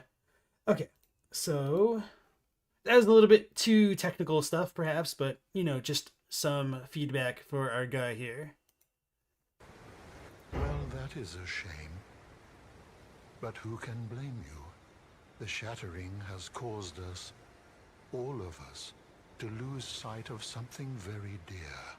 It is here, at the Church of Vows, that the great houses of the Erd Tree and the Moon were joined by the matrimonial bond between red-haired Radican and Rennala of the Full Moon.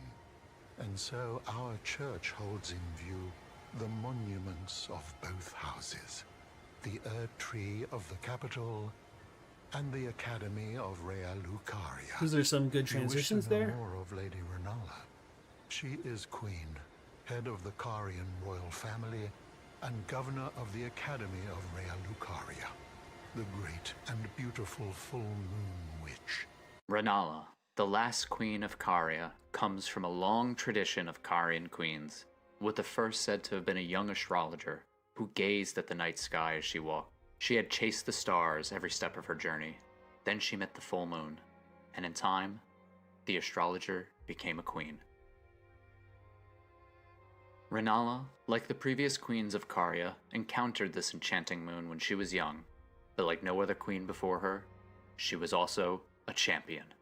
By force, she... So that's a pretty big issue right there, because it's pretty clear that Rennala was the first queen of Caria because she is the one who bewitched the Academy, and they are the ones who crowned her a queen. So you might be able to argue that the Carians as a family were royalty before Rennala went down to the Academy, but I don't really think that pans out. I'm going to back up a little bit, though. Astrologer became a queen. Rennala, like the previous queens of Caria, encountered this enchanting moon when she was young, but like no other queen before her, she was also a champion. By force, she led the Glintstone Knights into Liurnia and established Caria as royalty to the greater lands between. Through wit, Rennala was able to attain the highest rank of headmaster at the Academy of Rea Lucaria by charming the Academy with her lunar magic. Through brain and brawn, Rennala was able to alter the history of Caria. No longer were they just astrologers. They were now sorcerers, and she was of the highest order. Rennala was wickedly intelligent. From her crown to her scepter, all of her royal regalia represented the might of her mind. wielding a staff that only those of the highest intelligence could control. Rennala may have been the most intelligent person in all of the lands between. All right, I'll be like blunt here. That's a little bit repetitive to me to like repeat it 3 times like that, essentially. But you might be working to a greater point, but that's just kind of when my patience starts to wane.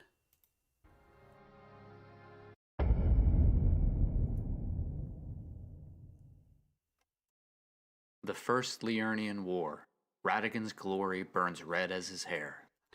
So, Without Horns asks a good question. Is that charm as impressed or charm as in magically influenced? Probably the latter. I would need to double check the Japanese. I'm pretty sure it's just, kind of like got that connotation as well. But it can be a little bit ambiguous.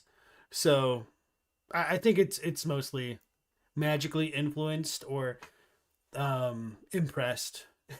Both. You wish to know more of Lord Radagon? Lord Radagon was a great champion, possessed of flowing red locks. He came to these lands at the head of a great golden host when he met Lady Rennala in battle. Radagon, champion of the Erd Tree, marched with the might of the Golden Capital's best, but their sheer numbers and strength were no match for the Carians Oathbound. Numbering fewer than 20, the knights sworn to the Carian royalty wielded swords that could serve as catalysts, letting them produce sorcerous battle skills that mere physical strength could not compare. The Carian royal prestige was embodied in the grandeur of the blades of their magical great swords. Even in the face of insurmountable odds and the waves of invaders blessed by gold, the Carian knights never wavered. With cool minds and clear thoughts, they fought through sleepless nights and the madness of war. Lucidity was always a companion to the Carian loyal. Which is really interesting because it's not like you really have a lot of madness or frenzy-inducing enemies in the game, which questions like why the Carians felt the need to develop countermeasures against it, or is it just obviously the presence of mind that guards against madness? It's very likely, but anyway, not too important. The Carians did not just have knights in their employ, but also sorcerers from the Lazuli Conspectus, singular among the greater Raya Lucardi Academy, who saw equal power in the moon as they did the stars. Their loyalty sworn to the moon, these sorcerers could conjure magic greatswords that could deliver sweeping blows and gain the strength of knights. The Carians were experts at politicking from even before their foundation as a recognized royal line, when they were just mere astrologers. Their neighbors on the mountaintops, the fire giants, were considered their friends. These friendships would turn into long-standing pacts, and among Caria's human retainers, the descendants of giants could be found bearing the same honors as their human counterpart. Called into service when the queen invoked an oath they swore, the trolls fought arm in arm with their human comrades. No matter the might of the Erd Tree forces, even with the great champion Radagon at the helm, Caria. I was not going to say it, but all right, just to point it out, there was a little bit of a typo here. Instead of swore, you have a sword with the D. Swore. The troll. And you said fought? Maybe it is fight? I'm not sure. I would need to look at the quote itself, but yeah. You deviated a little bit there, which is perfectly fine. That happens sometimes. I've certainly done it, but since I pointed out the one thing, it does make me wonder about the other, though. Fought arm in arm with their human comrades. No matter the might of the Erd Tree forces, even with the great champion Radagon at the helm, Caria and her loyal allies would not falter and would not break. Thus did the wars continue. Chapter 3, The Traditions of Queens. And I think I forgot to read Chapter 2. Anyway, Okiman, welcome back to the stream. You think the idea that you don't find many Frenzy Madness victims in their ranks, where you find a bunch in the ranks of Gelmir and Warzone, differentiates them? So I do think that's part of the reason the Gelmir Knights of Lingdell have gone mad, is because you can see them cannibalizing the dead over there. And the very fascinating thing to me about the Lingdell Knights who've succumbed to madness is that if you use the Frenzied Flame Stones on them specifically, they don't actually heal from it. So they don't seem as though they've truly accepted the frenzied flame within them as much as they like succumb to it other ways, perhaps. But you know, it could just be a bit of a dev oversight for all we know. And then Stella said, if you have the game on PC, you imagine you can just extract the voice files too. Yeah, you can always extract, or maybe not extract. You could probably find the voice files, but although I don't have like a complete compendium list of my own, well, I kind of do, but the issue is the files that I have are not labeled in any meaningful way, and so many of the voice lines are so just like cut up that it becomes virtually counterproductive to have the files that I do, because you'd spend way more time looking for the right quote and then piecing them together and splicing them in at the same time or at their proper times. That would oddly enough become more work than probably going back and like playing through the game and getting the raw footage yourself. Hey, True Connoisseur, welcome back to the stream. Wouldn't that have to do with them feeling despair from the loss of Rykard? So the issue is, in Gelmir specifically, you don't have Rykard's knights up on the mountains. Those are the Leyndell knights, and Leyndell conducted a siege against Volcano Manor during the Shattering, and those are like the remnants of that army, because I guess they kind of like lost their minds and gave up in the process. So pretty convenient that Rykard managed to lose all of his dudes, and then Leyndell kind of lost all of their minds, I guess. You wonder if Rennala's moon influence was somehow opposing the eclipse ritual, which is why she had to be pacified. Could you elaborate that a little bit more about why she had to be pacified and or the eclipse ritual?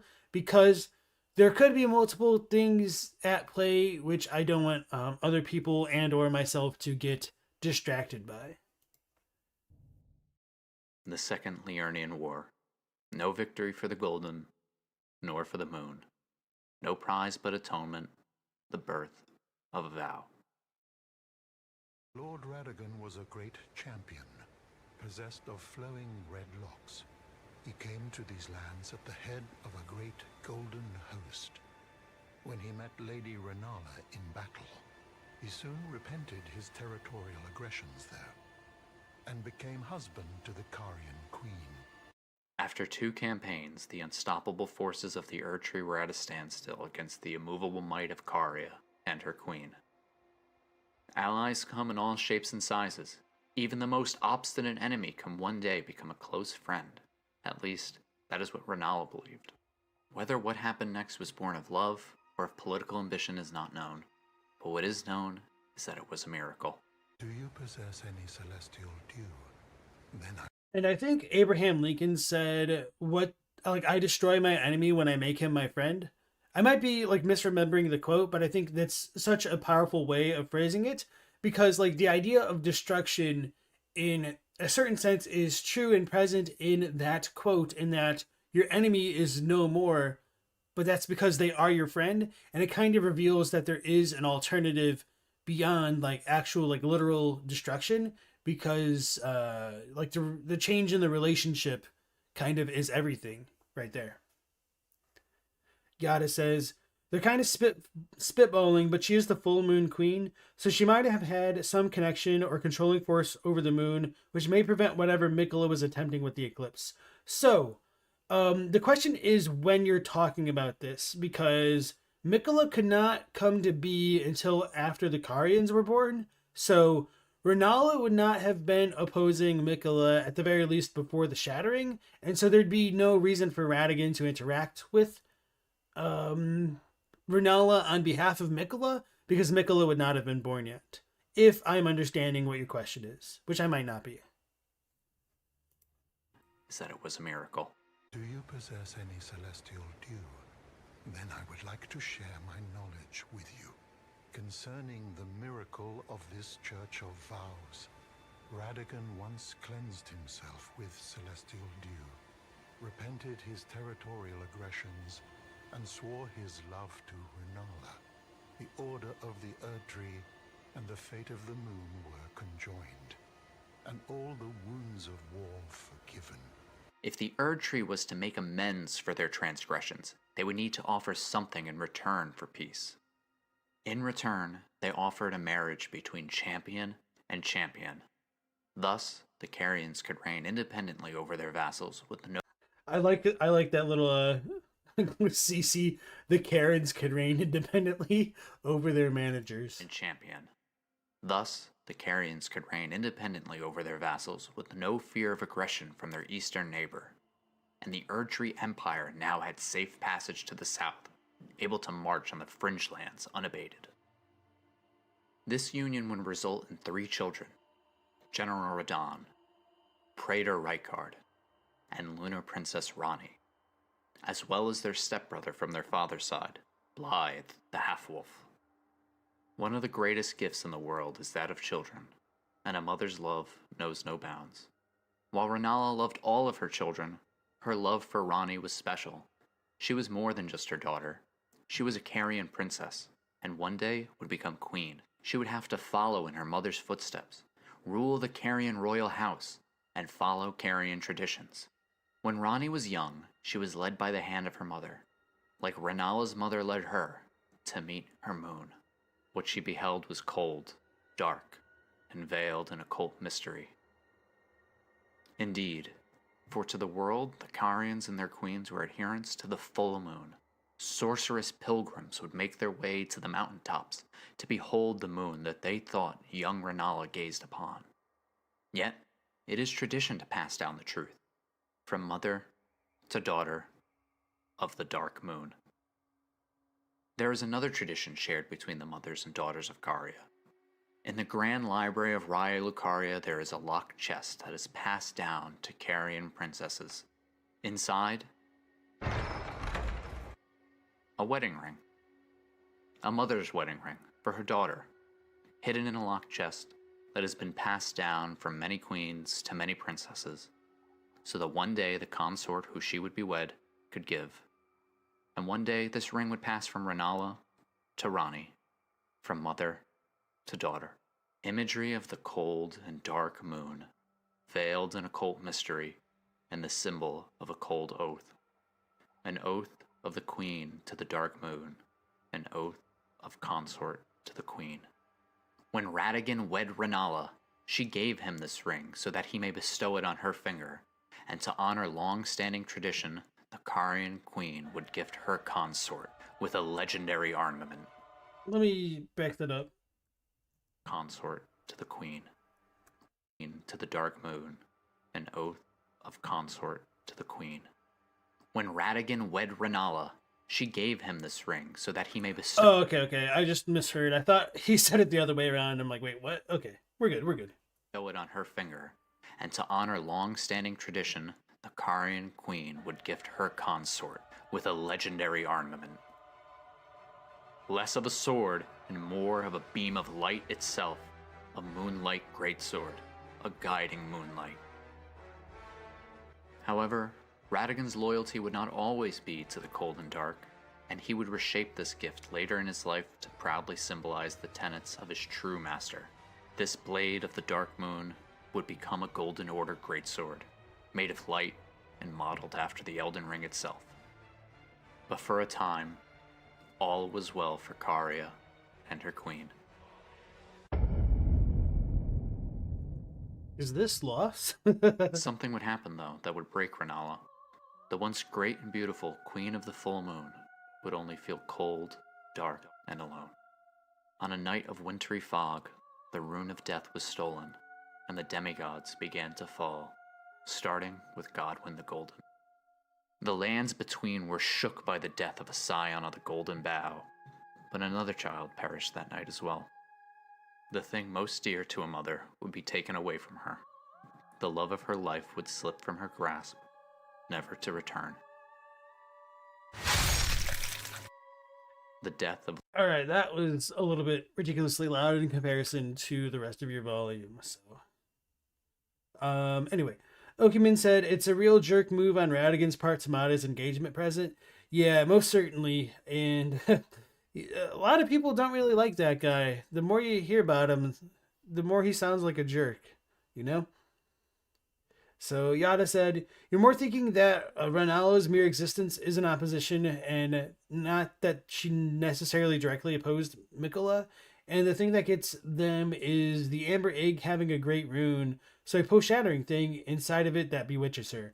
So I don't necessarily think she's bewitched by the Great Rune specifically, as much as once Radigan left her, they kind of insinuate that she kind of lost her heart or her mind, and so she's kind of brokenhearted and fixated on the forbidden rites of reincarnation, because that's a relic of Radigan, I guess, that he left her. Which, I mean, that really does open up a lot of questions of, like, why is the idea of rebirth important to Radigan and or Rennala because of the egg? And then everything in the situation with the Amber Egg is very vague and very frustrating because, like you said, if it's a post-shattering thing, why is the rune in it? Maybe the shattering has to deal more with, like, the benediction of the runes rather than the, like, physical locations. That could be one way of reading things, because presumably the rune shards are separate from the benediction, but I don't know. It's a real treat to think about. The Rune of the Unborn's confusing, because how does it exist? There's no info about its creation, like the Rune of Death. Yeah, especially because if it was a parting gift from Radigan and Rennala, or like a wedding gift, we don't really know even when she got it, or the particulars of how it happened, then why was a rune fragment not part of the Elden Ring at that time? And it's just kind of left open-ended. Was it a part of the Elden Ring that was never part of the Elden Ring? It just doesn't make a lot of sense. But yeah, good questions. Lunar Princess Rani, the death of Rennala's only daughter. The cycle was broken. The traditions were worthless. What is a mother if she loses her child? What makes a queen if there is no princess? The Carian royal line would end with Rennala, but for Rennala, her world had ended. The beautiful full moon witch had waned, her night sky was empty, and the morning would never come again. She had not lost just her daughter, but her future, her hopes, and her dreams. However, when Godfrey first... So I'll say the last couple lines there, I feel, were a little bit more speculative than the rest of the video, which can be fine. Like, I feel like those readings are certainly plausible. However, that is very contingent upon one's individual interpretation of the state of Rennala's mind during and throughout the entire Shattering War, because we're told Rani learned her dark magic in her youth and not so much like later on.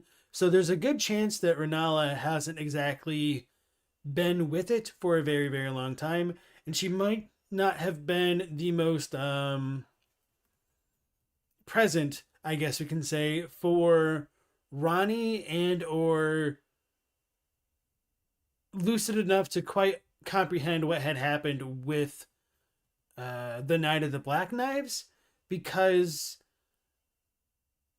like Rani has like this weird self-defense mechanism go off during the fight with Rennala, which I would say not enough people talk about, which I totally understand because I don't like to talk about it.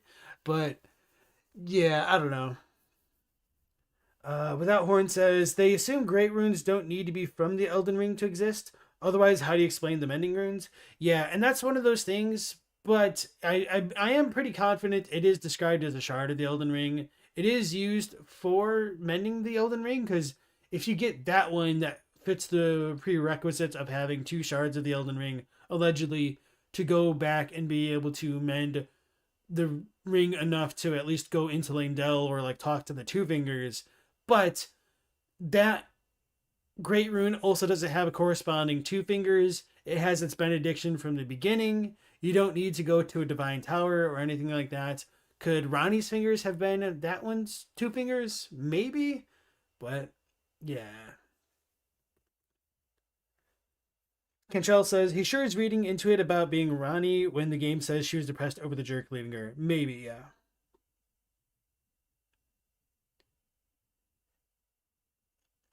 True Connoisseur says, interesting that the description of the Great Rune of the Unborn specifies that it's specifically the Great Rune of Unborn Demigods. Yes, and it does use like demigod or demigodo in Japanese as well, which is very interesting. Interesting. I'll just keep saying interesting. Elden Lord was hounded from the lands between. Radagon left Rennala to return to the Erdtree capital, becoming Queen Marika's second husband and king consort, taking the title of Second Elden Lord. The mystery endures to this day as to why Lord Radagon would cast Lady Rennala aside, and moreover, why a mere champion would be chosen for the seat of Elden Lord.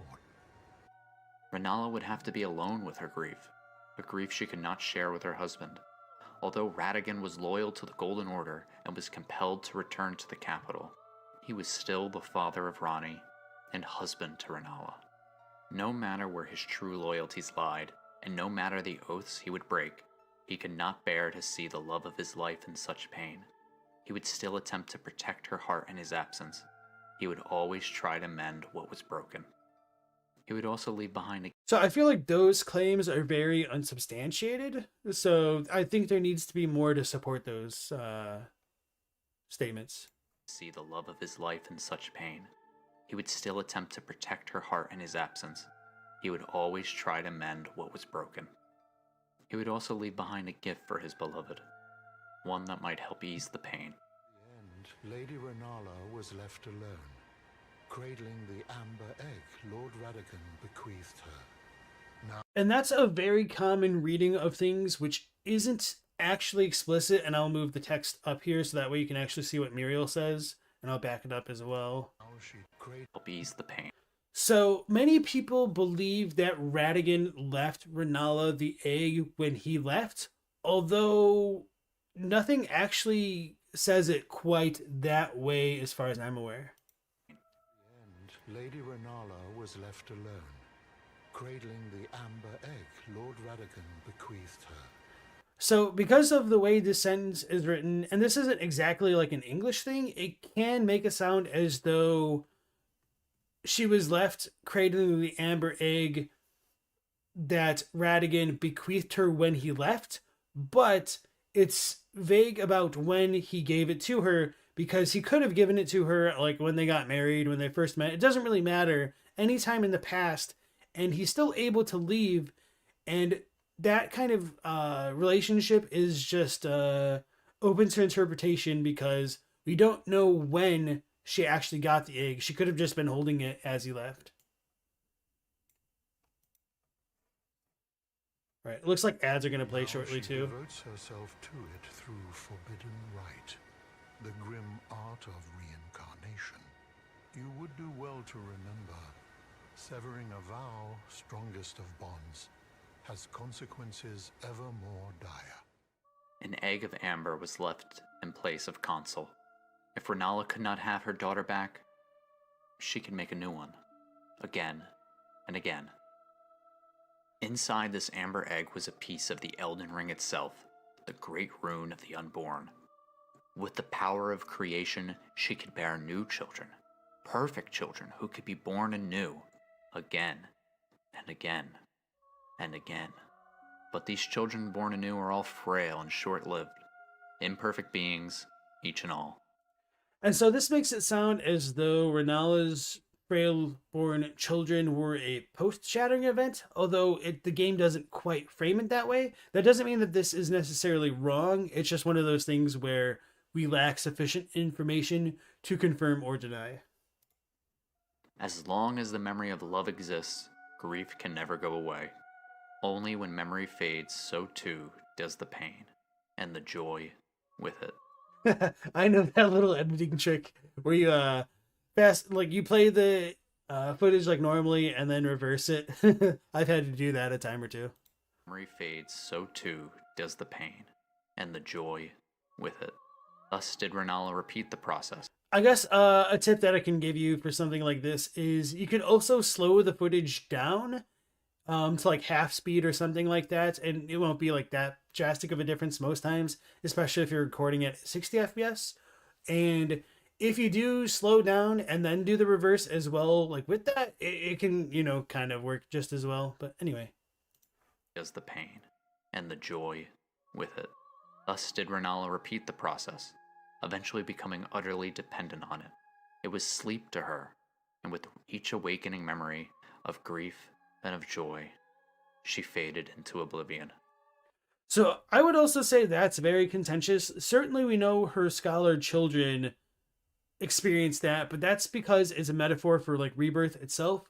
We don't actually know if Rennala experienced that kind of sensation the same way.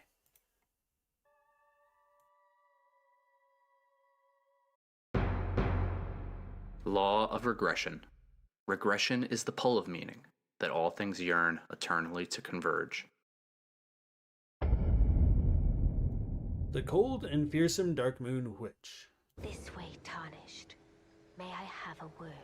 A pleasure to meet thee, Tarnished. I am the witch Rennala. Dressed in a witch's pointed hat, rigid and frozen through, of a style associated with practitioners of heretical sorcery, Ranni returned to the lands between. Her spirit housed in a doll modeled after her secret mentor, the woman who led her to her moon, and garbed in her very clothes. Ranni has returned to weave her night into being. Though Ranni may not know it, she was following in her mother's footsteps, disguising herself in the same garb that Rennala once did, and forging oath-bound allies like she once did, and overcoming her enemies like she once did, to follow the path of the dark moon like she once did. In the Grand Library of Raya Lucaria, there's a locked chest that is passed down to Carian princesses. Inside, a wedding ring. A mother's wedding ring for her daughter, hidden in a locked chest that has been passed down from many queens to many princesses. So that is a very contentious statement, and we talked about this more on like the Discord a couple days ago, that it's not really many queens or many princesses, and I equated this kind of similarly to what happens in Bloodborne when you encounter Volter and become Master of the League. So if you talk to Volter and join the League and whatnot, but kill him, or I guess you don't need to join the League. If you ever kill Volter without completing his quest line, you'll get his bucket helm, and it's just like, oh, this is a bucket helm. Somebody made a hole in it. Perhaps they could see through it, or perhaps they were one-eyed. Anyway, if you don't kill Volter and you complete the quest line by stomping like 5 vermin or whatever it is, he will give you the Bucket Lord as a symbol of the new Master of the League. And then the description changes, and then it says it's been passed down from Master of the League for generations. So it's kind of technically true in the sense that if Volter, as the founder of the League, is the first generation Master of the League, he is passing it down to the second generation. So it has passed down for generations, although like the pearl thing could just be more of an English artifact. Not very important. Anyway, it's just kind of like one of those tricky forms of writing that FromSoft often deploys that obfuscates things and can really mislead a lot of individuals in their understanding of the text, I feel. And I'm sure what I said here is very contentious for a decent chunk of people, but oh well, they'll just have to deal with it, I guess. So anyway, going back to the whole Carian thing, with Rennala canonically being the first Carian queen, as far as we know, we don't know that this was passed down to any other princesses. It's very possible because the Carian filigreed crest does confirm that there were multiple Carian princesses verbatim in both English and Japanese. But this one is not so clear. So this could have been passed from Rennala to Ranni, and that could make it a generational thing, kind of similarly to the League. But I would highly disagree with passed down from many queens to many princesses, because it's just Rennala. So anyway. so that on one day, her consort, who she would wed, could give. And that day has come.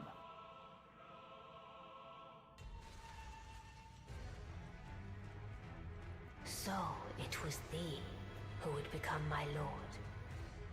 Oh, little Rani, my dear daughter, weave thy night into being.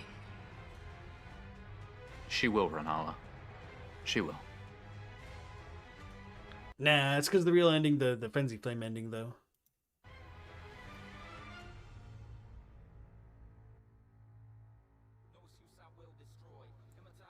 Hey everyone, Jack here. I wanted to take a minute or two at the end of this video to say thank you if you watched all the way through, if you watched my previous video, and also just give a little explanation to some of the theories that I threw into this video. We have a woman, Rennala, who is, when we find her, continually making This part here is a little bit quiet, by the way. new children who are frail and short-lived over Hey, and Bella. over and over again. And as I painted in the video, I think it's because she misses her daughter. There's a long tradition, as stated in the discarded palace key and the Darkmoon Greatsword, of princesses getting passed down a wedding ring, or giving their future husband a beam of light from this occult moon that they secretly follow.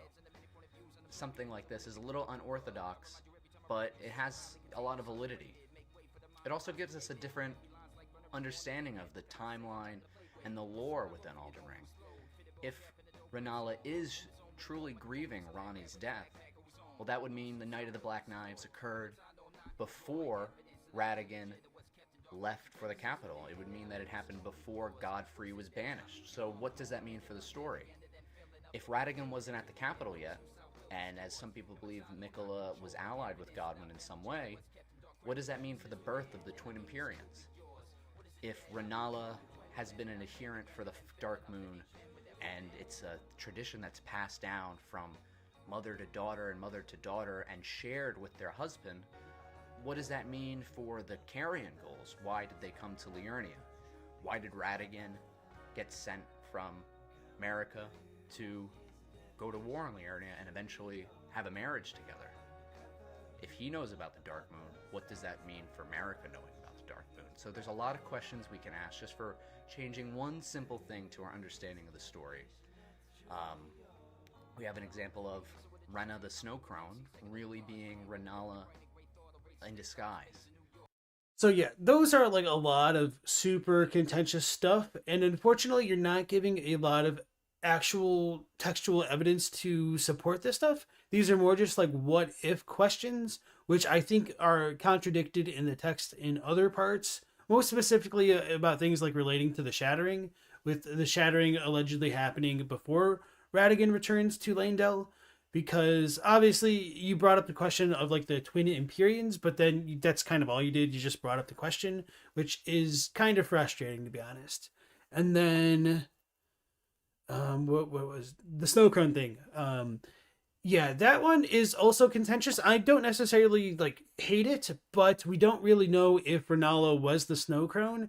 And I think the strongest bit of evidence to suggest that they were different people is that the Snow Crone isn't necessarily, Ranni's doll's form is not necessarily modeled off of Rennala that we know of.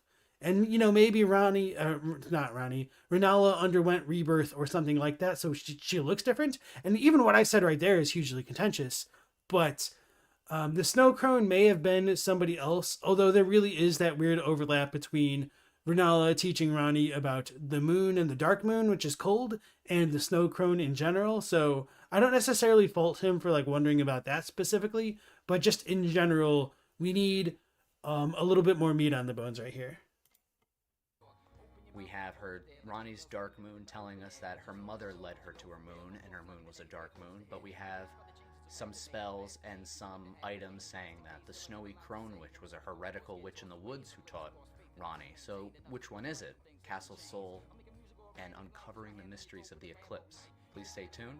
We'll be talking about Miquella, the Night of the Black Knives, Ranni, Godwin, and Golden Order fundamentalism in the next video. And I hope to see you next time. Thank you very much. Alright, so that was by Jack is a Mimic. Why did the Carian Queen grieve? So I think that's got a lot of interesting questions. I do think that relationship between Ranni and Rennala isn't necessarily explored as much as it could or should be at times. So I do appreciate that aspect of this video. However, I'm not actually going to like the video because I do have some like fundamental disagreements with I think like the cornerstone of these arguments, which makes it very difficult for me to give it like a thumbs up.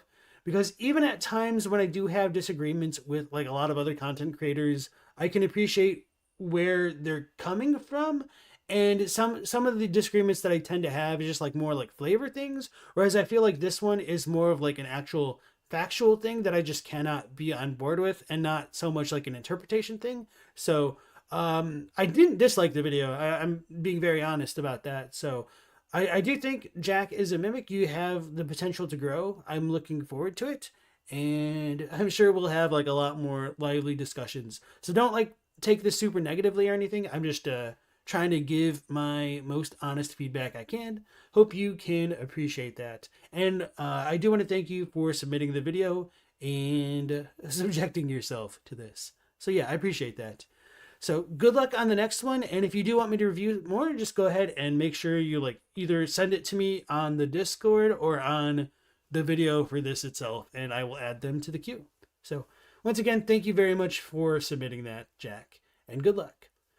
All right.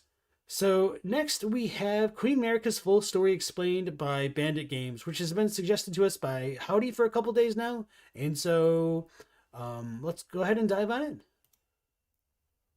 Hey everyone, Bandit here. So donate the DDK to LP, support the chaos. Thanks, Bella. Wait a second, it was Mercy who donated. You didn't even do that. You're telling other people to dono their money, but not yours. I can respect the hustle. Hey everyone, Bandit here. The time has finally come. Elden Ring, the next FromSoft title in the Souls series, has been released to us at long last. And if you said it had some new stuff to bring to the table, you'd be making an enormous understatement. It's got an all-new universe with vast, in-depth lore, an open-world setup that gives players the ability to go wherever they please, whenever they want, on horseback, and most importantly, it gave us Sonic Goats. But as is common with all FromSoft games, and especially with Elden Ring, the player wandering around the merciless world of bloodthirsty monsters might begin to think to themselves, why am I doing any of this? What the hell is actually going on here? Only to be met with answers that are either much too vague to be proper answers, or ones that do nothing but lead to other questions entirely. Because of FromSoft's super vague storytelling style, I've decided to explain the characters in depth one by one, starting with the... And welcome back, or not welcome into the stream, Ascarimio. Very top. Queen Marika, the ruler of the lands between and shatterer of the Elden Ring, which ironically is also one of the most confusing characters to understand in the entire game. But rest assured, I will be explaining things in a way that anyone, and I mean anyone, can fully understand. So no worries about talking over anyone's head. Oh, by the way, this video will spoil the ending of the game, as well as lots of other stuff about other characters, since Marika is connected to them all, let's just say. You've been warned. Long before the events of the game started, and our player Tarnished woke up from their slumber, Marika rose to power in the lands between and became its ruler and literal vessel for... I like the little pun there, because as we've all seen with the closed captions, it matched. Long before the events of the game started and our player Tarnished woke up from their slumber, Marika certainly did rise.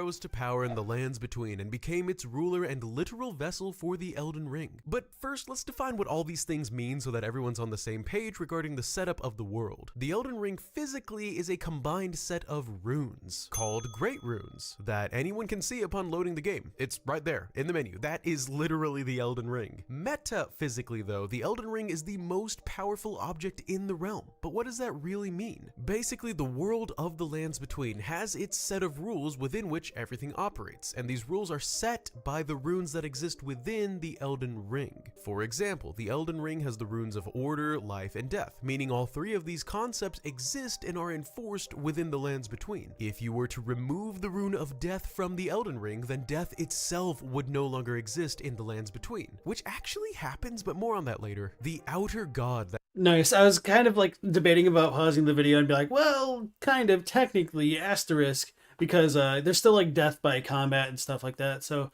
I'm glad they made a note of that. created the Elden Ring is called the Greater Will, and it is responsible for basking the lands between with its golden light of grace, and offering you, the tarnished player character, with a blessing of grace in order to come back to life and return to the lands between in hopes of becoming the next Elden Lord. The Greater Will is more of a concept than a god in regular terms, but it does seem to be sentient and able to choose its own will, since it can freely offer its grace to whoever it wants, and it can choose a worthy individual to become the vessel of the Elden Ring. And yeah, Skara, as far as like the volume goes, as you said, like sometimes the YouTube like videos that I watch just have like differing volumes, so that's kind of where some of the issues can come from. But yeah, if you guys ever want me to adjust the volume, like let me know, because I can't hear my stream the same way that you guys can, so it takes a little bit of a guesswork for me. And this video I do know is a little bit louder, especially in comparison to the last one. So yeah, anyway.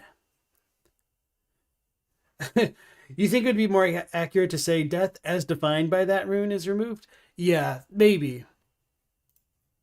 Rule the lands between, which brings us back to Queen Marika the Eternal, who was chosen by the Greater Will to become the Elden Ring's vessel an unknown amount of time ago. Before becoming the Golden Ruler, it's probable that Marika came from a land outside of the lands between, since we can read from her weapon's item description that her hammer came from the lands of Newman, outside the lands between. Either way, once she was a resident of the lands between, she rose to power quickly and was chosen by the Greater Will because she exuded the 3 traits necessary for becoming the ruler as per the Greater Will's requirements. One, that's like kind of when my ADHD allegedly goes wild and like the Triforce of Wisdom, the Triforce of Courage, the Triforce of Strength. No, nope, wrong game.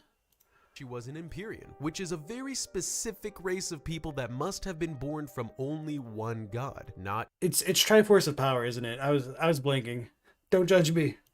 2 gods, not 1 god and 1 human, and not 2 humans. That just makes other humans. And since being born of a single god requires that god to be able to self-fertilize somehow, you could imagine that this is quite rare, meaning Marika was already a cut above the rest as far as a ruler candidate is concerned. The second qualification is that a ruler should have a shadow, or a protector, who in Marika's case was her half-brother, a half-wolf individual known as Malekith. And third, a ruler. And I'll be honest, like my attention was waning there, so I kind of missed what he was saying about the Empyreans, but he made it sound like it was only the hereditary thing. And if so, he hasn't mentioned the fingers, unless I just kind of like lost it. Sorry, I got it back up. That just makes other humans. And since being born of a single god requires that god to be able to her weapon's item description that her hammer came from the lands of Newman, outside the lands between. Either way, once she was I feel like I backed up the too lands far. between, she rose to power quickly and was chosen by the Greater Will because she exuded the 3 traits necessary for becoming the ruler as per the Greater Will's requirements. Right, One, here we she go. was an Empyrean, which is a very specific race of people that must have been born from only 1 god, not 2. Okay, so I'm glad I went back. So that part there is contentious because, oh man, the whole the Ranni thing is that she was born of Rennala and Radagon, and most people aren't going to argue that Rennala herself is a god, and I know there's kind of a healthy amount of contention about Ranni's parentage, but I kind of don't really want to get into that again tonight. Skara says, you know, you've always wondered why the Frenzied Flame is sealed? Because the entire mortal plane exists in a balance of order and chaos, and it would be bad for the mortal plane if either overtook the other. So, the Frenzied Flame got sealed essentially because it didn't win. I mean, that's just kind of how it goes, but really, the circumstances of the flame and or the 3 fingers itself is kind of interesting to me because depending on how like some of the Frenzied Flame incantations are read, it can be interpreted that either the Flame of Chaos or the 3 fingers were a byproduct of the despair of the nomadic merchants who got sealed down there. And there is kind of some evidence that links despair and the Frenzied Flame together, because if you kill all the despairing dudes on Sauron's tower in the eastern section of Liurnia, the eye will disappear, which means it's kind of being conjured by the despair of the little dudes over there. And in the Yellow Annex Tunnel, there's not a whole lot going on, to be honest. And while there's an Estelle there, the Estelle that destroyed the Nox City was also said to be born from their despair. So there is kind of a through line of a general sense of despair in the Yellow Annex Tunnel. And if despair is linked to yellow, that's also linked to the Frenzied Flame stuff. So it's just kind of interesting, I guess. And yeah, that doesn't fully answer your question, I know, or your statement, but we just lack the details, unfortunately. 2 gods, not 1 god and 1 human, and not 2 humans. That just makes other humans. And since being born of a single god requires that god to be able to self-fertilize somehow, you could imagine that this is quite rare, meaning Marika was already a cut above the rest as far as a ruler candidate is concerned. The second qualification is that a ruler should have a shadow, or a... And maybe I should not pause the video, but then this one is kind of also contradicted by how Mikola and Melania don't seem to have a normal beast style shadow. Excuse me. But you can potentially argue that Melania can act as Mikola's shadow? ? But that's also a contentious claim that doesn't have a ton of support. Although I do personally like the idea that Mikola could have controlled Melania while she slept, hence why she's called Melania Blade of Mikola. But that's kind of neither here nor there right now.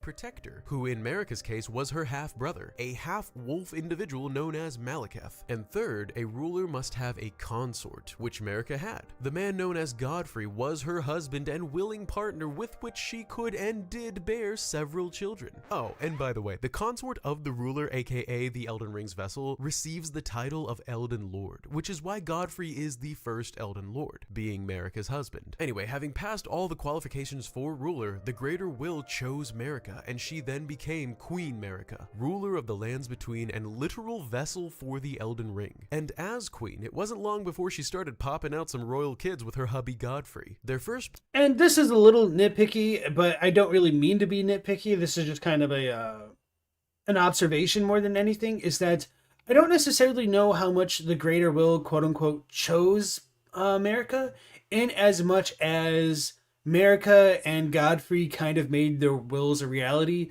by more or less conquering the rest of the lands between. And that is kind of supported by...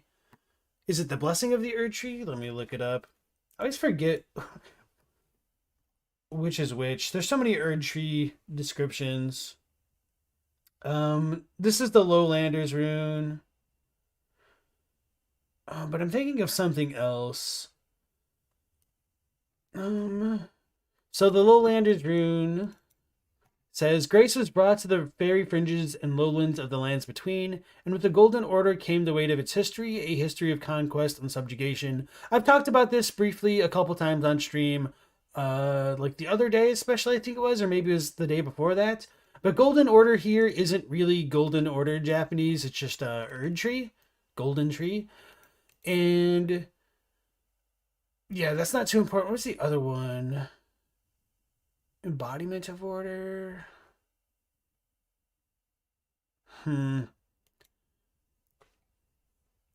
don't feel like looking up order is going to be conducive to what we're looking for. Nope.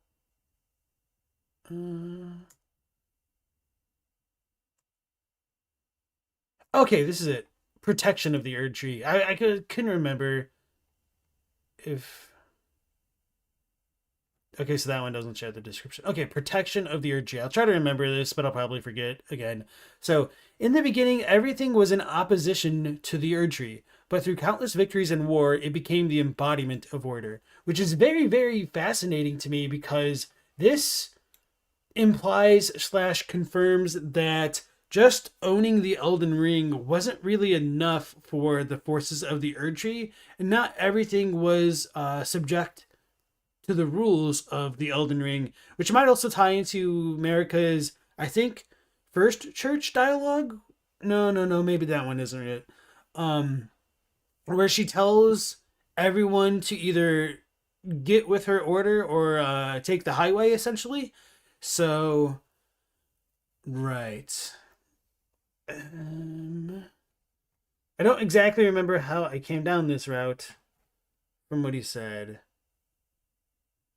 Oh yeah, like the Greater Will choosing Marika. So yeah, the Greater Will could have still like chosen her to do all that, but it seems like a little bit more involved than we might initially expect, especially from like this sentence here. Which I'm not like blaming the author of this or the creator of this video. It's just something that I wanted to point out for pedantry's sake.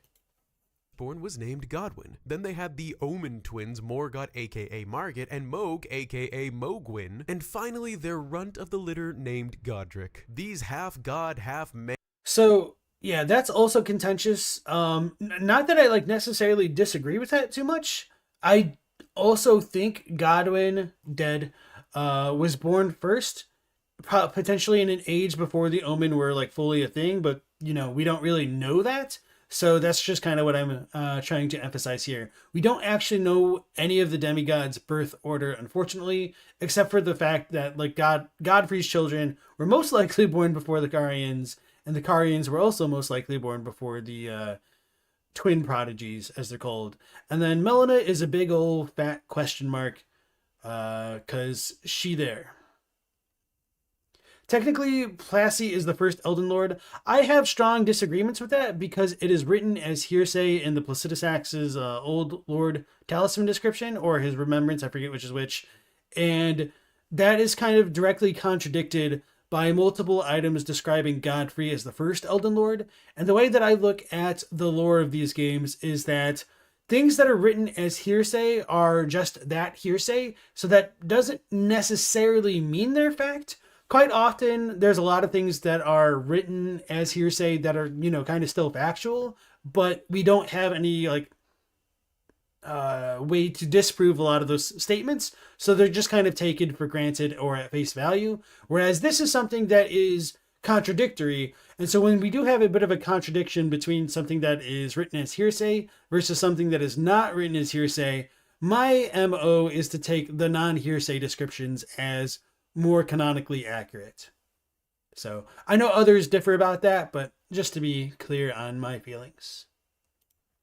Then they had the and of course, because of that, I don't think Placidusax was an Elden Lord, and whatever Placidusax was might have been like the age before an Elden Lord existed, and so that's kind of why he may have been given the title in the minds of the people who didn't understand an age without an Elden Lord.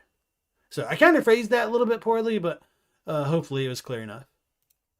aka Margit and Moog aka Mogwin, and finally their runt of the litter named Godric. These half god, half man children were the first demigods, and since they were born not of only Marika but of Marika and Godfrey, they were not Empyrean and therefore not able to ever succeed their mother as the next ruler of the land. After Marika got tired of being pregnant back to back to back, we find out that her true goals were much more selfish than you would expect from a queen or even a mother. Her first questionable action as queen was to sever the Elden Ring, which, as a reminder, is her, by the way, by removing the Rune of Death like I alluded to earlier. As you could expect, this removed death from the world, but more importantly, from herself, granting her the title of Queen Marika the Eternal. But after removing the rune, she did not destroy it, but instead gave it to her half-brother Shadow Malekith for safekeeping in order to control death instead of succumb to it. Pretty crafty. Now at this point, I've got to pause on Marika's story and explain one other extremely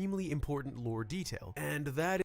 So yeah, that whole part of whether or not the Rune of Death was actually within Marika is very fascinating to me, because our friend here, Bandit, I'm so bad with names, Bandit Games, might be right that the Rune of Death was within Marika when it was removed from the Elden Ring, if she was the actual vessel of it. But another potential reading could be that Marika et al. Claimed the Elden Ring, and within their act of claiming it, they also removed the Rune of Death because it would have been antithetical to the age that they wanted to create. And so They could have removed it and then like tossed it aside essentially to Malekith for safekeeping in case they ever needed it again. But it is technically unclear the where, when, why, and or how the Rune of Death was removed from the Elden Ring, which is extremely frustrating. So, although this doesn't tie exactly into the video, I'll just say it, that my personal belief is I don't think the Rune of Death was actually removed until kind of much later in the timeline, and I do think it's meant to coincide with Radagon's rise to Elden Lord, which I think is not very intuitive for a number of reasons, but I do think there's a decent amount of support for it, and I don't really feel like this is the best time or place to get into the details now, but if you guys do have more questions, feel free to like ask them in the chat and or the Discord, which is pinned at the top of the chat, obviously, and I will, try to get at them, and or watch my other YouTube content where I go over that in a lot more detail. Okay, so going back to the video. Is that Marika has a special ability, the ability to split into two different individuals. Herself, Marika, the female part, and Radagon, the male part. Yep, they are actually one and the same, proven multiple times in the game with the direct statement from the shape-shifting statue, and also visually when we get to see Marika turn into Radagon in the ending fight in front of our eyes. So to talk about Marika means you also have to talk about Radagon. Now it's unknown if she already had this ability as an Empyrean or if she was granted it after becoming a god, aka the vessel of the Elden Ring, but personally I suspect it's the latter, and here's my theory as to why. Remember that Marika literally is the Elden Ring, so splitting the ring into shards would mean splitting herself, and these shards are normally represented visually in-game as the Great Runes. And later on in her story, after she shatters the Elden Ring entirely, we also see the other shards as the other Great Runes that we acquire after defeating the demigods. And if you combine each of these Great Runes that Marika split apart from the whole, they do indeed all fit back together to form the completed Elden Ring, except for one piece in particular. That crisscross looking pattern that seemingly connects all the other pieces is missing, even after piecing everything together. Interestingly enough, when looking at Radagon's statues like this one in the Bellum Church, not only do we notice Radagon's extreme similarities to Marika, minus the boobs of course, but we can also see that he is positioned in front of the missing piece of the Elden Ring, the Great Rune that features that crisscross pattern of a bunch of X's. I believe this proves to us that similar to how Marika doesn't just possess the Elden Ring but literally is the Elden Ring, Radagon doesn't just possess a shard of the Elden Ring but rather is literally a Great Rune that Marika split apart from herself, complete with his own body and personality, as proven to us by the fact that Marika's hammer tells us that Marika shattered the Elden Ring but Radagon attempted to repair it, proving they have different consciousnesses. So saying that Radagon himself is the Great Rune is very interesting, and I don't necessarily dislike that by any means, because there really is a strange affinity between the demigod children and the Great Runes that they have. And one question many people in the fan base have had is, do the Great Runes come to resemble their demigods, or is it the demigods that the Great Runes resemble? And some of those examples would be how Radagon's Great Rune is on fire because it's trying to stave off the scarlet rot within him. How awfully convenient that he managed to grab the fire Great Rune when Melania was the one who challenged him. Apparently not convenient enough because he still loses his mind and eats the corpses of friend and foe alike, like a dog. And Moog and his Great Rune are drenched in blood, but that potentially only happened after he met the Mother of Truth deep down below the underground in the mire, which he came to love. So it's strange. And then some of the other Great Runes just don't make a ton of sense. Like, of course, the Great Rune of the Unborn that Rennala cradles, because that was allegedly removed, if it was part of the Elden Ring, before the Shattering. It's kind of all a head scratcher, funnily enough.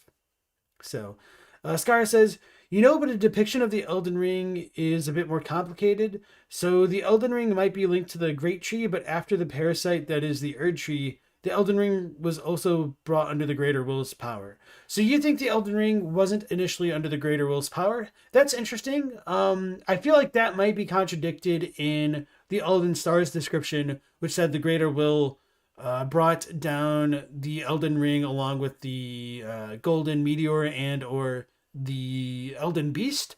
But to be fair, that description is technically hearsay, which I don't bring up often enough. Or not often enough, but I don't bring it up very often because it's one of those things where, like, if you question that, it just really kind of alienates a lot of people, I think. But anyway.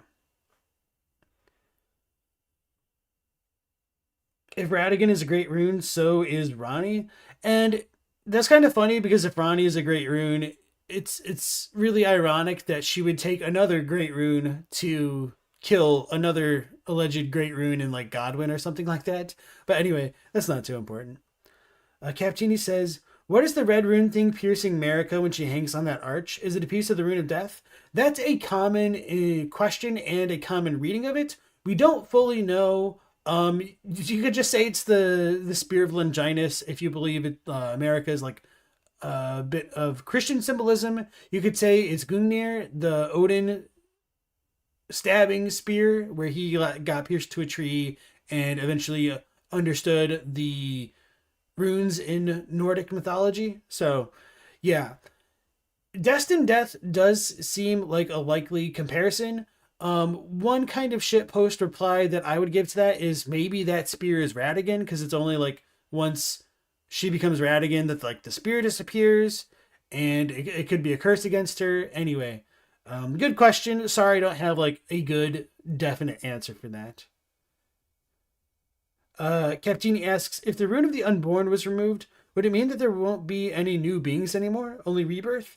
So that's another common question and or belief about the Elden Ring and the Rune of the Unborn and the Shattering, in that many people don't believe that birth is still really a thing in the Lands Between because of the 1.0 turtleneck description, which said like people's sexual appetites have like waned a long time ago, something along those lines. And so people are like, oh, well, if they aren't having sex, they aren't having children, which means like birth isn't really a thing so much anymore. But we also have some like odd quasi births, which still exist in terms of like potentially the Albinorcs with their, asterisk, I don't want to say like rebirthing rituals, but like procreation rituals, whatever you want to, like, however you want to talk about them. That's kind of like going beyond the point. But the Snake Men are canonically a post-shattering creation of Rykard's. So there is still some kind of form of birth, even if it isn't necessarily like the most common form of birth. Because, snakes come from eggs. We do have like the one egg snake in the throne room of Mount Gelmir. So yeah, aside from that, we have like Datakar, which could have like given birth directly to Raya, but we also have like the serpent Amnion, which is another head scratcher. What a good frame to pause on for so long. Yeah.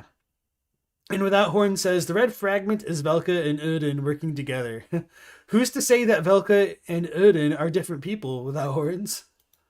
Confused? Great, let's keep going. The question is, why did Marika split Radagon apart from herself? Well, once Marika was queen of the land, and after making herself immortal, she began to wage wars. And I believe she split Radagon into his own being in order to have herself serve herself as the head of her host of armies, which is said was the entire purpose behind Radagon's appearance in the Lands Between. The first war that Marika waged was with the fire giants of the north, who were in service to another god that granted them their powers. Can't have that, of course, so Marika and her hubby Godfrey and her armies led by Radagon went up there and killed their god. The fire giants, who all had flaming red hair and were pissed at the whole losing their god thing, in turn cursed Radagon, a curse that resulted in Radagon having red hair. Previously, so Bella brings up a good point, which I kind of forgot about, but it's definitely true.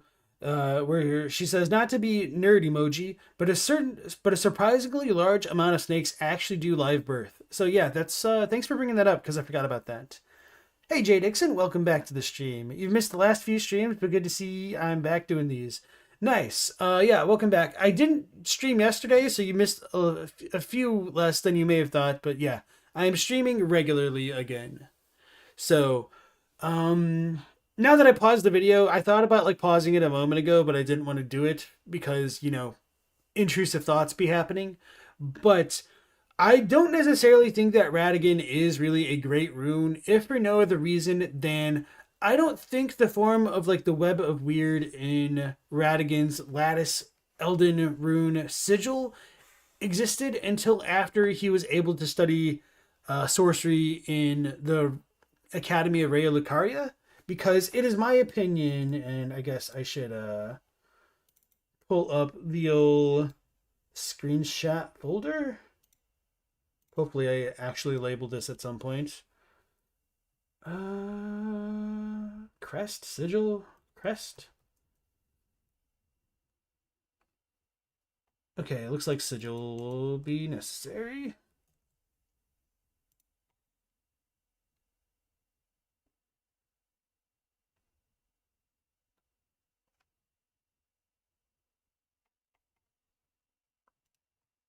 Raya Lucaria. Okay, this will be a good one. So I don't necessarily think his sigil existed until he came to Raya Lucaria and did a bit of academic dishonesty by taking this lattice structure, putting it into his own handwriting, and creating the Web of Weird effect that you get on the Door of the Erdtree. So this isn't the most clear version of this that I think you can get.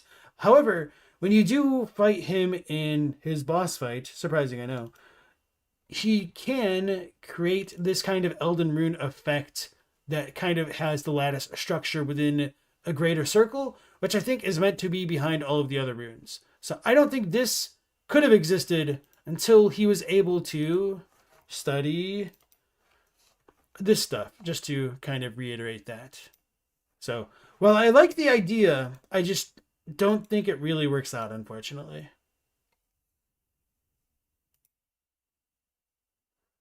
You like to imagine Rykard birthed the snake babies the same way he pulls a sword out of his mouth? Oh, God. Hey, Scar, no, you don't have to insult yourself. I mean, we all have, our strengths and weaknesses. And, just trying to grow, I think, is a very important thing. And, being willing to grow and, like, question our own beliefs. Radigan had golden hair just like Marika, so apparently this pissed him off. Marika then cursed the fire giants right back with making them forever tend to their flames, which is apparently a bad thing. Anyway, there were still other giants to clear up, including their leader, but at this point Marika sent Radigan and her host of armies back down to the south to fight against the Carian royal family, who were a group of people that, similarly to the fire giants, worshipped the moon and saw it as equal to the stars. The robes... Okay, so that's interesting. He makes it sound as though the war against the giants occurred at the same time that Radigan would have gone down to Liurnia. Unfortunately, I do not think that works for a number of reasons, but I think the most clear example as to why that would be that when Radigan and his cohort of soldiers or whatnot go to Liurnia, they don't use any of the ancient Erdtree incantations to deal with the Carians. They use the more modern Erdtree faith variant of their sorceries or incantations, which would suggest that the Age of Abundance and the Erdtree had already existed and was either coming to a close or had already ended. You think he's drawing comparisons? That their belief in the moon was heralded as heresy, so of course Marika can't have that. Radigan and the Golden Host warred against the head of both the Carian royal family and the Academy of Raya Lucaria, a woman by the name of Rennala, Queen of the Full Moon. According to the description of one of the royal Carian knight swords, apparently even though Renala's forces were much smaller in size than the Golden Host, they still proved a match through sorceress battle skills. But in a twist of fate that nobody saw coming, Radagon, who was fighting against Rennala, instead stops fighting her and falls in love with her and then marries her. Strangely enough, even though Radagon is born of the Elden Ring and therefore exists as an embodiment of the moon's opposition, given that his other half Marika heralded all this stuff as heresy, he himself was pretty open-minded. As husband to Rennala, he actually studied her sorcery, moon magic, and as husband to Marika, which is something we'll get to in a second, he studied her incantations. After they were married, married, Radagon just moved on in with Rennala and lived in the academy, which is why his wolf is still there when the player Tarnished is exploring the area. While living with his new wife Rennala, and while his other self is waging a war with the giants in the north, Radagon just decides to get busy and starts having kids with Rennala. Together they make the following babies. Radon, who the scandalous gasp of air was perfect. I feel like I should probably incorporate more of those super common sound effects that everybody knows into my videos now. grew up to be General Radon, who was visually designed to resemble Ganondorf, which I think is super cool, Rykard, an absolute weirdo, and Ranni the Witch. Although she calls herself an Empyrean while Radon and Rykard are not, so her being born of Rennala is currently still debatable. After Rennala's children are born, Marika in the meantime finally has Godfrey kill the giant Stormlord, and right after that she removes his grace from him and banishes him from the Lands Between to become the first Tarnished, which is like super harsh, especially since Godfrey the first Elden Lord clearly only loved and served his wife Marika and ended up getting banished for doing his job. But I think she did this because not only had he served his purpose, but she also found out that Radagon, her other self, could also produce children, meaning she didn't need Godfrey or anyone else to produce a worthy heir in case anything were to happen to her. Her real lover was herself all along. And so, although I disagree with like the premises of his ideas about like Radagon being a great rune and whatnot, I do think that's an interesting angle to consider, that Marika, who may not have known what Radagon was doing, I find that, you know, the contentious part, could have realized that once he had a family and or children that he was able to procreate, and then maybe like the light bulb went off in her head that she could create offspring of herself. I mean, that whole idea I think is really weird, but to be fair, just that whole existence itself, the self-cest in general, is weird, so rip, I don't know. Once Radagon heard of Godfrey's banishment, he up and leaves his family and Rennala in order to go make babies with himself, herself, themselves. I don't know, it's kind of weird. It is said that Rennala's heart left with him, meaning she was understandably heartbroken, but it's okay because Radagon made a new great rune, one of unborn children that exists in the form of an egg, and gave it to her. Cause that fixes everything. Spoiler alert, it doesn't, and she still can't get over him to this day. Anyway, when Radagon returned to Marika and became Elden Lord number 2, they married themselves and got busy pretty quickly and popped out a pair of beautiful little baby twins named Miquella and Millennia, one of which you probably recognize from this extremely cool trailer scene, and who both unfortunately were born with some pretty bad defects, like being an eternal child in Miquella's case, or having rot inside your body in Millennia's case, which could be because they were inbred? Maybe? It's not explained why, but what's special about these two is that since they are born of only one god, they are Marika's first Empyrean offspring. Besides Ranni, that is. But like I said, her birth is another theory in and of itself. Speaking of Ranni though, after many years pass and the young witch girl ages to at Randy. I almost made a comment about like the Boston accent that we heard from like the one dude. Not Honored Man, I'm so bad with the names. Angel of the Past, I think it was. That, yeah, it just kind of took me back. You had to restart your entire playthrough of Lies of P because you made one mistake, so you got the point where you recorded up to. You started recording again? Nice. Good luck with that. It kind of sucks that you had to restart entirely. I haven't played it yet, but I'm kind of intending to play it sometime soon. So, when you say one mistake, could you elaborate a little bit more in a kind of spoil-free way, so that way I can like be aware of that? least semi-adulthood, she's randomly chosen by the Two Fingers, which are the speakers of the Greater Will, to be groomed into replacing Marika as the new vessel of the Elden Ring. Because even though Marika is supposed to be eternal at this point, apparently the Greater Will had other plans. The thing is, Ranni isn't so keen about the Greater Will or its Golden Order, and she decides she actually wants nothing to do with it. But she also knew that with her immortal Empyrean flesh, she would never be able to escape the pressuring of the Greater Will, exerting its will over her will, so she decides to prevent it in a very dramatic way by literally committing suicide with the Rune of Death. So she learned of where it was, and she stole it from Malekith, and used it to craft black knives from the Death Rune. And on the night of the black knives, she had herself killed, releasing her soul from her body, which is why she now inhabits the body of a doll instead. Now, what does this have to do with Marika, I hear you wondering? Well, it just so happens that on that night, the night of the black knives, another demigod was also killed, Godwyn. Remember Godwyn, Marika and Godfrey's firstborn son and all? I know. I feel like that was almost a setup for like the Lord of the Rings joke, in that for all of them were deceived, for another demigod had been slain. Around good guy, and subsequently Marika's favorite was murdered. But for some reason, instead of his body being killed and his soul released, his soul was killed and his body was released, which leads to all sorts of other events that I don't have time to go to in this video. It's unknown if Ranni ordered the murder of Godwyn, since she's the one who made the black knives and it happened on the same night under her command, at least in part, or if the black knife assassins did it of their own volition. But again, I'm not going to delve into too much non-Marika lore, since that would make this video much longer. Anyway, Marika becomes quite upset at the murder of her favorite child, and also at the death of Ranni, who was the only whole, non-tainted child of hers that could possibly succeed her after her reign was over. Now you might be wondering, why should she be worried about a successor if she herself is eternal? Like I was mentioning earlier, this isn't answered directly, but I personally believe that since the Two Fingers, aka the Greater Will, was trying to groom Ranni into becoming the next vessel of the Elden Ring, it can be assumed that it was none other than the Greater Will itself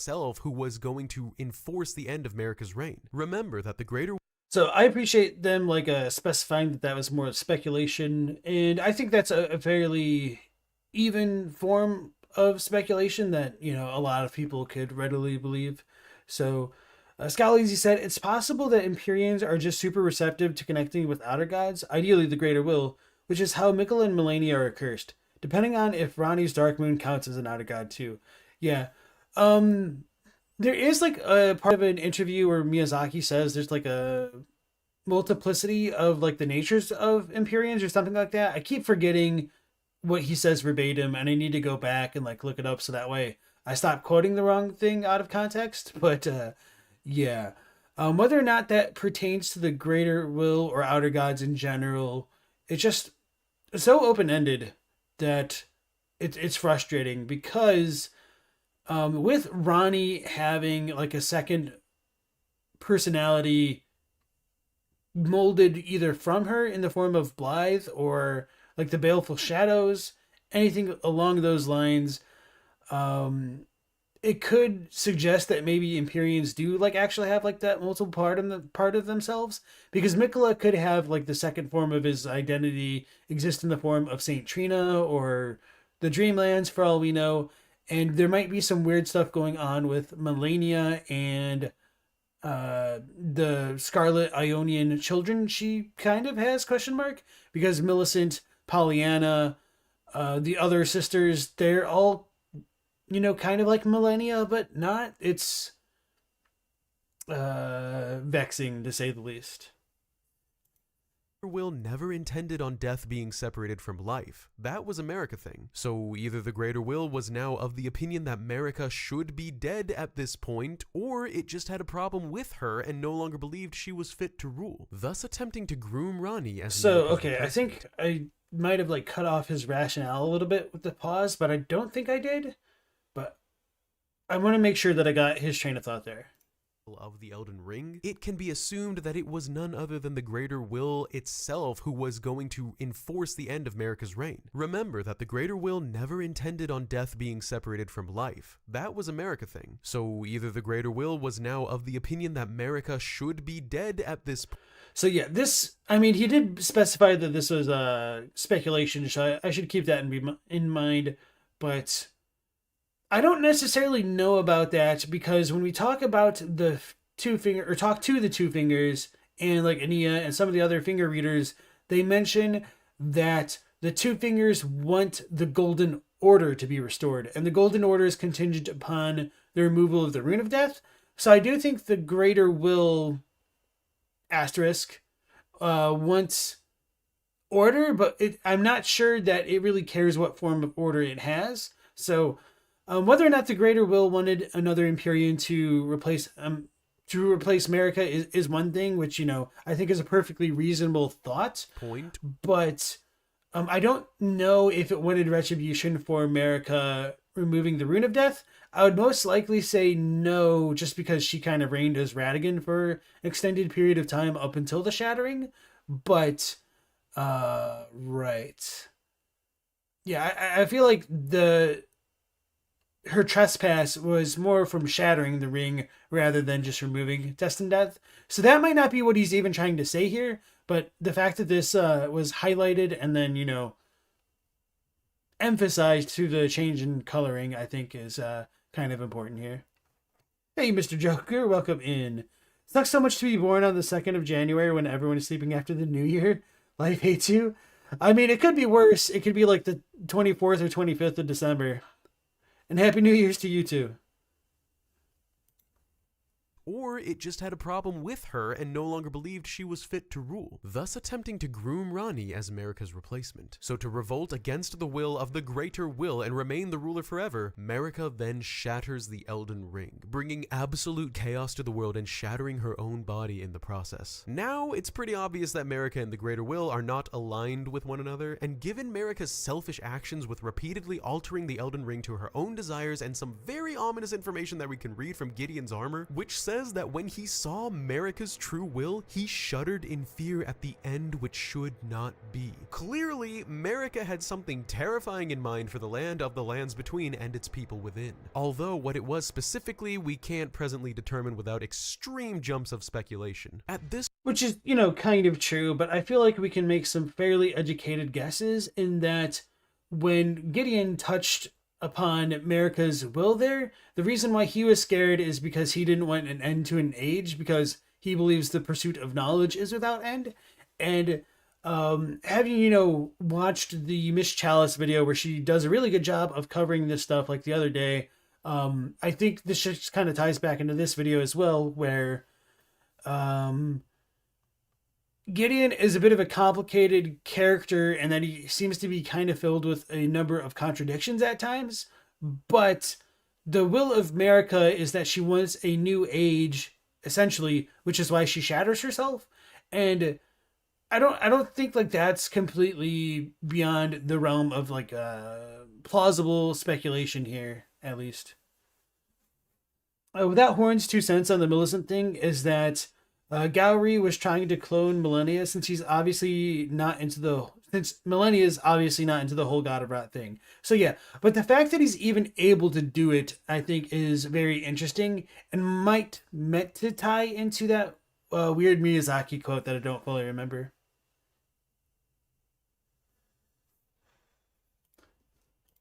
At this point, Radagon, who is known as Radagon of the Golden Order, by the way, and who was born of the Elden Ring with a mind of his own that is allied with the Greater Will in contrast. And I feel like that language right there does become a little bit problematic when it's phrased that way. To Marika, reforges himself back into the Elden Ring, back into Marika's body. Doing this returned his shard to the ring and restored some order to the world, preventing its... And that part right there of returning to Marika's body, I mean, okay, I think I know where he's coming from with that. That the way he said it can make it sound as though like Radagon was off in his own body, like doing separate things, which he might believe this, but then I think when you have those kind of statements, it might contradict the whole Empyrean lines earlier about being born of a single god. But of course, like that might just be a little bit more of a Japanese thing, where it kind of reads more along the lines that they're like one individual god rather than like two individual god. Absolute collapse, leading me to believe that Radagon of the Golden Order may have possessed the Great Rune of Order, the crisscross pattern that connected all the others. After this, for the rest of the story, both Marika and Radagon exist within the same body. With the other shards scattered and resting with Marika's non-Empyrean demigod children, the Greater Will had no choice but to keep her as the Elden Ring's vessel for the foreseeable future, because it's not like they have a bunch of potential Empyrean replacements. After Radagon's re-merging with the Elden Ring, aka Marika, therefore removing the second Elden Lord from existence, the Greater Will began to get desperate for someone to do something about repairing the shards of the Elden Ring. And it's at this point that I definitely want to listen to that a bit more closely again.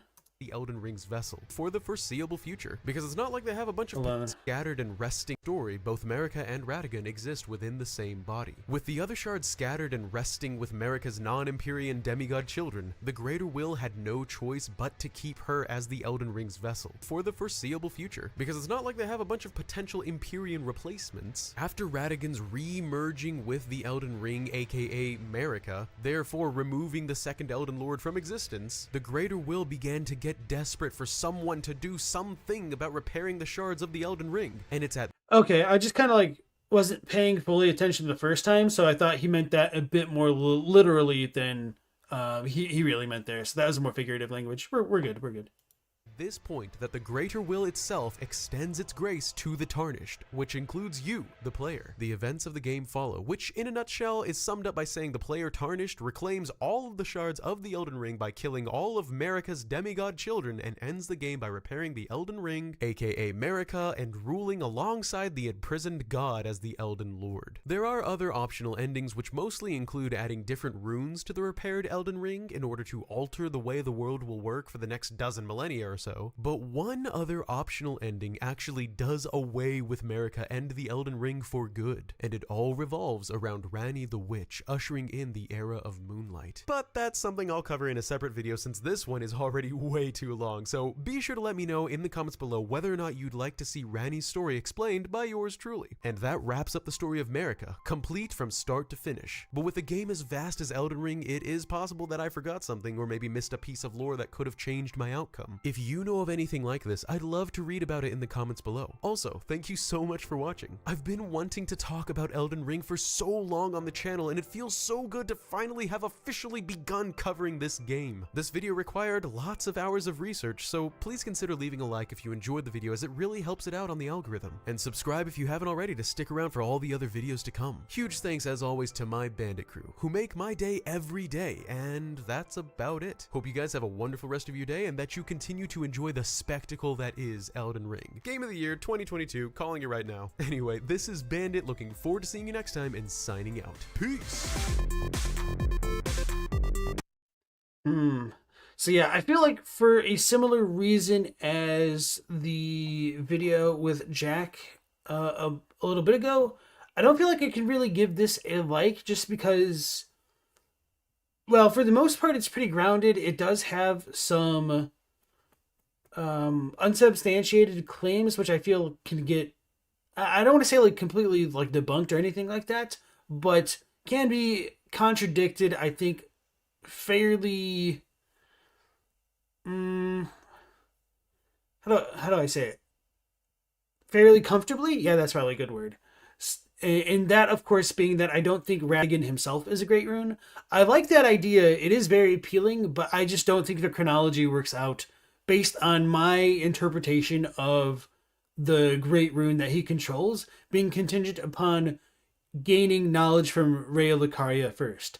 Now, that doesn't necessarily mean that Bandit Games is wrong or that I am necessarily right.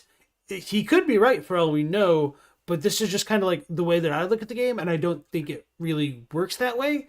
So until we have more info to support this stuff, I think it's just a little bit too out there for me to be fully on board. And I feel because of that, it